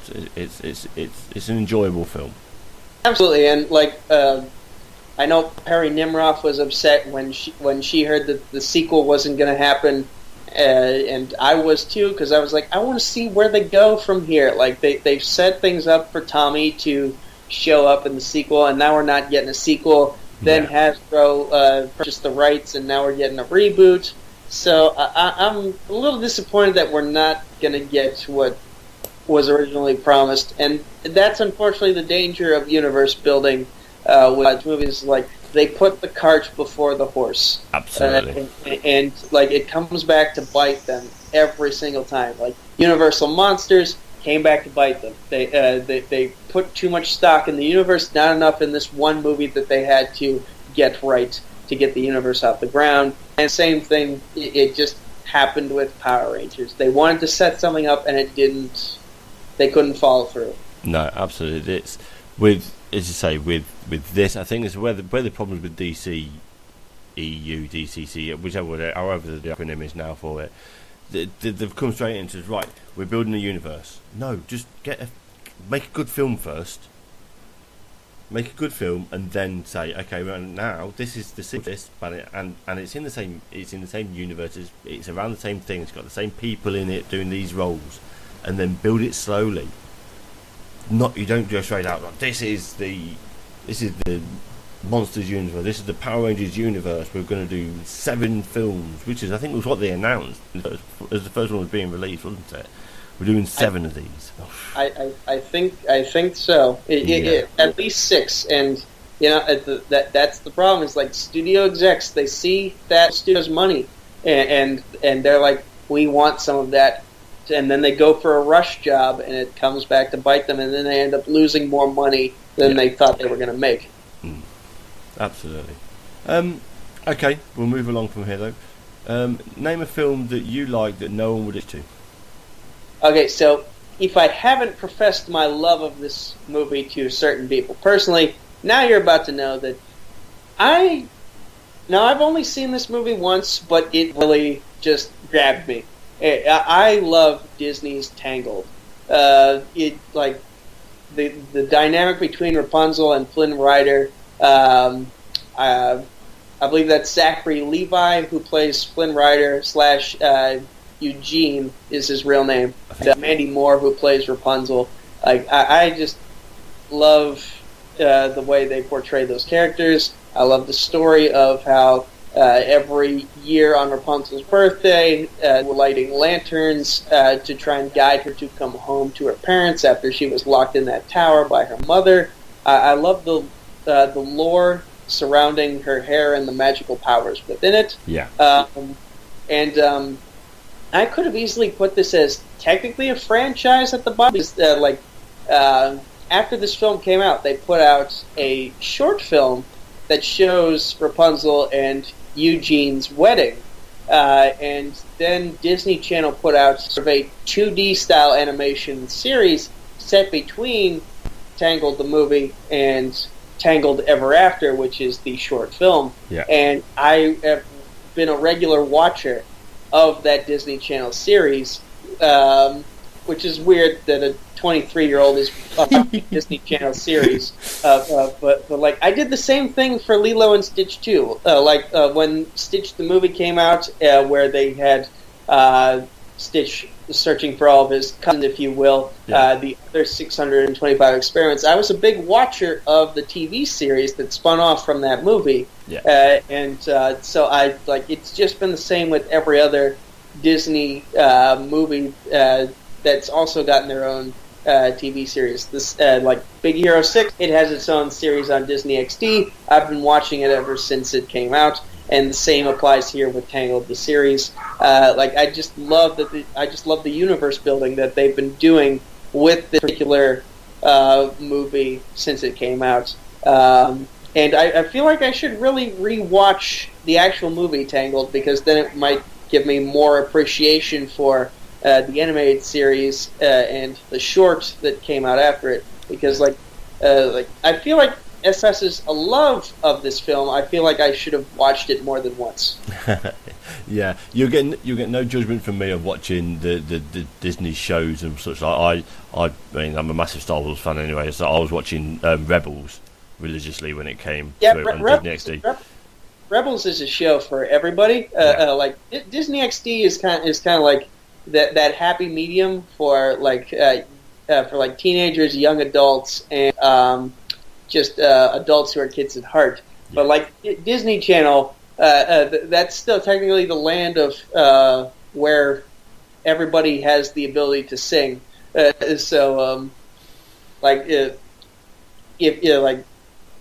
I guess if we were still in show world of the 80s and 90s, I would have to revoke my man card for admitting that I'm a fan of this particular show on the Disney Channel. But you know what? I feel like there's a lot to love about this, and I see why Sam Levine consistently answers every animated question he doesn't know the answer to with Tangled, because it is a great property. And I've even had Twitter conversations with Brianne Chandler about this movie. She loves it just as much as I do. No. Yeah. It's a good one. It was the first animated Disney princess film to get a PG rating. All the others were previously rated G. Really? Yeah. First one G rating. That is something I did not know. Yeah. And also in you mentioned with the world building in the franchise it is. Eugene and they're shown, or they're said to have been shown in the birthday party scene in Frozen. Really? Yes. Okay. Now I have to go rewatch Frozen. Also, God, I'm sorry to put that through. I also enjoyed Frozen, not as much as I enjoyed Tangled, but I enjoyed it. So, and obviously Anna's romance angle, that was weird, because why are you falling in love with this person you just met? At least Rapunzel had some sense to hit this person who just jumped into her tower with a frying pan. Yep. The more I can get of Rapunzel and Eugene, the happier I will be, and I will watch whatever they're in. Absolutely. And then there's including Wreck-It Ralph 2, because I believe that Rapunzel will also be in that movie. Yeah, absolutely. There's another link as well into Frozen for another one of your the trivia facts to keep in there. The voice actors between Anna and Elsa, Kirsten Bell and Idina Menzel, they both auditioned for the role of Rapunzel. Really? Yep. Neither of them got it, but both of them appeared together in Frozen. You know what? If I can just go back to number 14, Kristen Bell. I really love her. I just want to give her props. She is a great actress, and she just seems like an all around cheery person. I loved her in both Bad Moms movies. Yeah. So I want to give her that shout out. Okay, so good. Right, we'll move on. We'll jump back into the genre type ones. That it is. What's your favourite classic? Okay, so the number of classics I've watched are limited. I remember watching the one with was it Nosferatu? I remember watching that one. I've seen Citizen Kane, but when in doubt, go with Gene Wilder. So I chose Blazing Saddles. This is another one of those films that I had waited way too long to actually see. It lived up to the hype when I finally did see it. Not as much as Princess Bride, but like Blazing Saddles was a fun ride, its ridiculousness. It was easier for me to take in than say something made by the Coen brothers. I love how this somewhat racist town found a way to be cool with a black sheriff. For one thing, that was a very interesting dynamic. Also, the random orchestra in the middle of the desert, that was fun. It's been a couple months since I've seen this film, but I do enjoy the film, and in particular, I love the ending scene where they go offset and just start suddenly wreaking havoc among the movie studios that they were shooting the actual movie on. I think they ripped the cafeteria apart and have a food fight. Mongo. I love how I remember one of the first scenes I actually saw from this movie was a brief YouTube clip. I was looking for something funny to include in a project, and I saw Mongo knock that horse out cold with one punch. Say something. I'm listening. I'm trying to think back. It's been a long time since I've watched it. I mean, I have watched it and I loved it when it was on. It makes me sad that I'm not watching it in such a long time. I need to go back on it. I'm a massive Mel Brooks fan. Anyway, having said that, I haven't seen Young Frankenstein.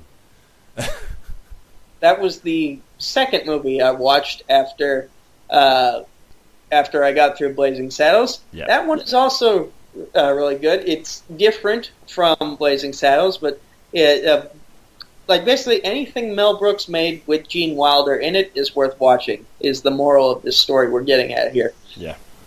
No, absolutely. And there's always, so I remember reading from an interview with Mel Brooks, is Gene Wilder first came onto set for Blazing Saddles. He had an idea that Wilder had been writing himself for. That was Young Frankenstein that he came to Mel Brooks with on the first day of filming for Blazing Saddles. So, but yeah. I can't remember a great deal about the film. I feel really bad about this, but I have seen it, and it really does make me crease. I think it's very much in the vein of a Mel Brooks film. The man has a good eye for comedy. He knows what to do to make people laugh. Yes, yeah. So I mean, it's once you get into the 80s and you get into the Spaceballs, he gets more into the parody. Although this is obviously a parody of the classic westerns, the Spaceballs and the Robin Hood Men in Tights were that was when I was first picking up him as a filmmaker and everything else in the 80s, and then and moving on then. But yeah, I'm gonna have to watch this again now. That's tomorrow night sorted for me now. I'm gonna watch this again. Sorted. Right, okay, we'll move on. Penultimate question. What's your film with the best soundtrack? Okay, so I want to put emphasis on soundtrack, not score. Yep. So films with songs that have lyrics in them, and it was a toss-up for me between, again, two Disney films. We have Tarzan and Mulan. So Tarzan, obviously you have numerous great songs from films. Yep. Who one of the best vocalists and percussionists in all of music. Two Worlds, One Family, great song. You'll Be in My Heart, that's a classic right there. Yes. A modern classic, because 1999 was when the film came out. Son of Man, great song. But then you also go to Mulan. Now, obviously, the song it's most well known for is Reflection. But I am a big fan of I'll Make a Man Out of You, which is performed by Donny Osmond. Nice. I remember the first time I actually used intro music in a match. It was against Jake Marangoni back in Jack of All Trivia, Yep. and I made like my own little highlight reel package of me just like, kicking the shit out of everything, showing off my black belt ability. Yeah. And I set that video to the song "I'll Make a Man Out of You," and it got a lot of positives. And it actually inspired Mr. Marangoni to do his own little intro video of his own. So I kind of set a trend there with that video and the song that came with it. Yeah. But yet, both of these movies have brilliant soundtracks. And Phil Collins, he went on to do a lot of other work for Disney afterwards. Brother Bear. Yeah. I listened to the song on my way at least once every couple walks I take outside. It's just something nice to bop your head to as you're walking along down a hill or something, because like you're going on that same journey the Bears were going on. I don't know where we're going, but we're making great time. Yeah. I'm starting to ramble, but you No. get. I love the soundtracks to all these movies. Yeah, no, absolutely. Of the two, Tarzan's the one that stands out with me. I now that you mentioned the Mulan one and I Make a Man Out of You, that's it. I remember that, but the rest of the songs I can't. It doesn't stick. The Tarzan one for me is one of the best soundtracks of a Disney film. That's fair enough. I guess you could say Mulan was more of an honorable mention, but like Tarzan, like even the one where they scat with In Sync. Yes, with all of them in the camp and they're all scatting on. Yes. Yeah, Trash in the Camp is the exact title of the song. Yeah, that's my favourite of in the film. It just appeals to me, that song. Just the amazing musical chaos of it. Yeah. Right. Okay. We've made it to the final question. I've got a feeling this one might have a little bit of discussion with it as well, though. But what's your favourite film franchise? Okay, so you can't have the leader of a faction called House Night Fury without mentioning How to Train Your Dragon. Oh, that's where it came from. I thought it was Blake Sevens. I wanted to save this. I wanted to save this one for the very last. And, like, I figured if I put it for one of like the animated ones or favorite movie you saw as a child, then it would be taking a spot from something else, because I wanted to show like my diversity of film, of fandom and viewership. So, but like How to Train Your Dragon, not a Disney film, but did kind of go the same way as other Disney films in terms of like it got a bunch of short films and multiple animated series on television followed it, and since then I have like just become in love with the lore. The Gift of the Night, like after How to Train Your Dragon 1, there was the Gift of the Night Fury short that was for Christmas, and then they had I can't remember the name of the second short film, but it led into one of the two TV series. The first TV series was on was on Cartoon Network. Excuse me. It was Riders of Burke, and then they had Race to the Edge, where it got 6 seasons on Netflix. It just finished up its last season back in February, I think. Those were all the short films and the cartoon series. Those were set between movies 1 and 2. And now we have movie number 3 coming out this winter, or early spring. I can't remember whether it was February or March that it's coming out, but we have The Hidden World, and that is going to be the culmination of everything that we have been watching for the past couple years. And again, much like Toy Story, it is one of those franchises that I have grown up with. Yeah. And but I feel like I've shown more passion for that than I have for a lot of other things that I've fallen in love with in terms of film. Like, I also had Star Wars and MCU listed down for favorite film franchises, but I feel like there's still so much I don't know, and I'm just relying on memory from having watched them as a kid. There is a lot of stuff that I remember from How to Train Your Dragon and the many things that spun off from that movie. Yeah. Like, I can tell you a great many majority of the species names of various dragons, such as the Skrill, the Bewilderbeast, the Red Death, Zippleback, so many dragons to names, by name and by name of species. Yeah. Because that's what happens when you have an entire Viking village full of dragons. They will form that symbiotic bond, and they will give these dragons names,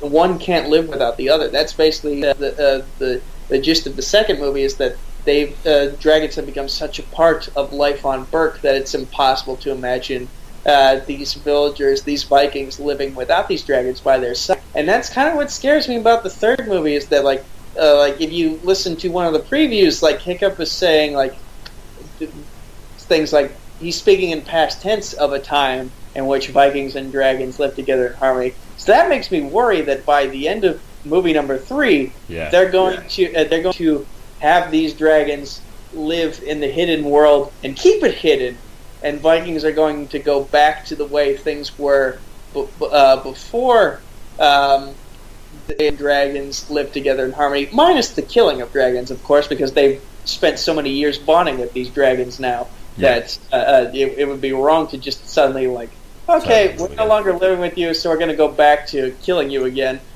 No, they've been through stuff together. This is going to. I don't want to end this series in a heartbreaking mood, but I feel like that's where we're going. And John Humphreys from The Real Rejects, he saw the trailer for movie number 3, and he's wondering. I wonder if there actually is a hidden world where there are dragons that the Vikings just kept hidden forever, and we've forgotten where it is. And so, if we were to do an actual excavation, we find this hidden world full of dragons.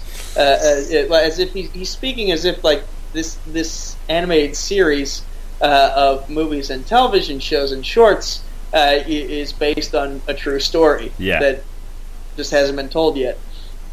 No, fantastic. I've not seen any of the TV series. This is another one that might be my youngest, was obsessed with the first one. No, I saw that many times. The second one, I think I watched just so I was a completist and had seen it.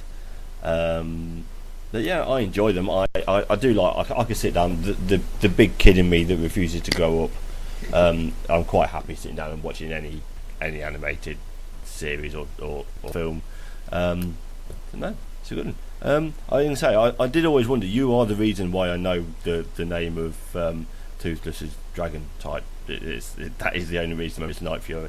And I just want to say, I feel somewhat guilty that I have not leaned into the fact that I both run a faction that is called House Night Fury, and my nickname in all of our trivia leagues is the Cosmic Night Fury. I feel like that's something I should lean into more, and yet for some reason I've gone with Disney songs for entrance music, and I don't have I want to make an MCU style superhero costume with the Night Fury on the symbol as if it were Batman's bat. But that just requires too much money, and it requires an ability to sew with leather, which I just don't have at the moment. But if I had all the materials that I needed, I'd be able to lean into this persona and really push that Night Fury element of both my nickname and our faction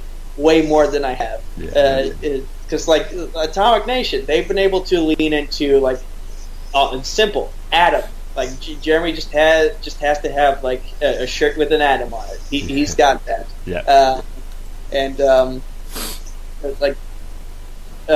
Haven Penrix can just grab an NWO shirt and he's good to go. He's good to go. But it just feels I just need more time, money, and effort to really lean into the actual elements of the movie that is our namesake. No, fantastic. It's still good. And we're done. Thank you once again to this week's guest, Nico Regoli. Just to remind guys, we're on iTunes and Podbean, so please download the episodes, follow the feeds, subscribe via iTunes, rate, review, and all that jazz. Before we go any further, anything you want to plug, Nico? The floor's yours. You can find me on Facebook, Twitter, and YouTube at Nico Suave Regoli, NicoSuaveRegoli. You can also find me over at Multiplex Entertainment. It is those two words for the Facebook and YouTube addresses. It is at Multiplex YT for Twitter, at Multiplex Entertainment Network for Instagram. I run Sports Battlefield alongside Tim Smith and Dan Skip Allen. You can find myself and Matt competing in various team matches, both in Multiplex Entertainment and in Worldwide Movie Trivia coming up in the next couple weeks, depending on when this episode is released. I also have a singles match with Irina Merca in Worldwide Movie Trivia Singles, and Jim Green over in Fandom Fight Singles for Multiplex Entertainment as well. And Dave, you have a match coming out soon with Hunter the Hitman Chambliss over in Fandom Fight. You were actually in the very first match Multiplex Entertainment ever did. Wow. And I look forward to talking to you about that on the episode of Around the League, which we are recording on a Sunday, so we're going to be doing that live stream as soon as we're done here. Absolutely. And guys, once you've listened to this episode of That Made Your List, go on to Multiplex Entertainment, and me and Dave Goodyear over here having a conversation of our own about the ongoings of Multiplex. No, superb, fantastic. Okay, if you fancy being on the podcast yourself, then you can email the pod at thatyourlist@outlook.com. We are on Twitter with @thatmadeyour. We're also on Instagram now for the perfect social media platform for an audio podcast. I'm making it work somehow. We're on Instagram, YouTube, and Facebook with That Made Your List. You can find all the old episodes as well as a list of all the questions that get asked. I've been Dave Goodyear.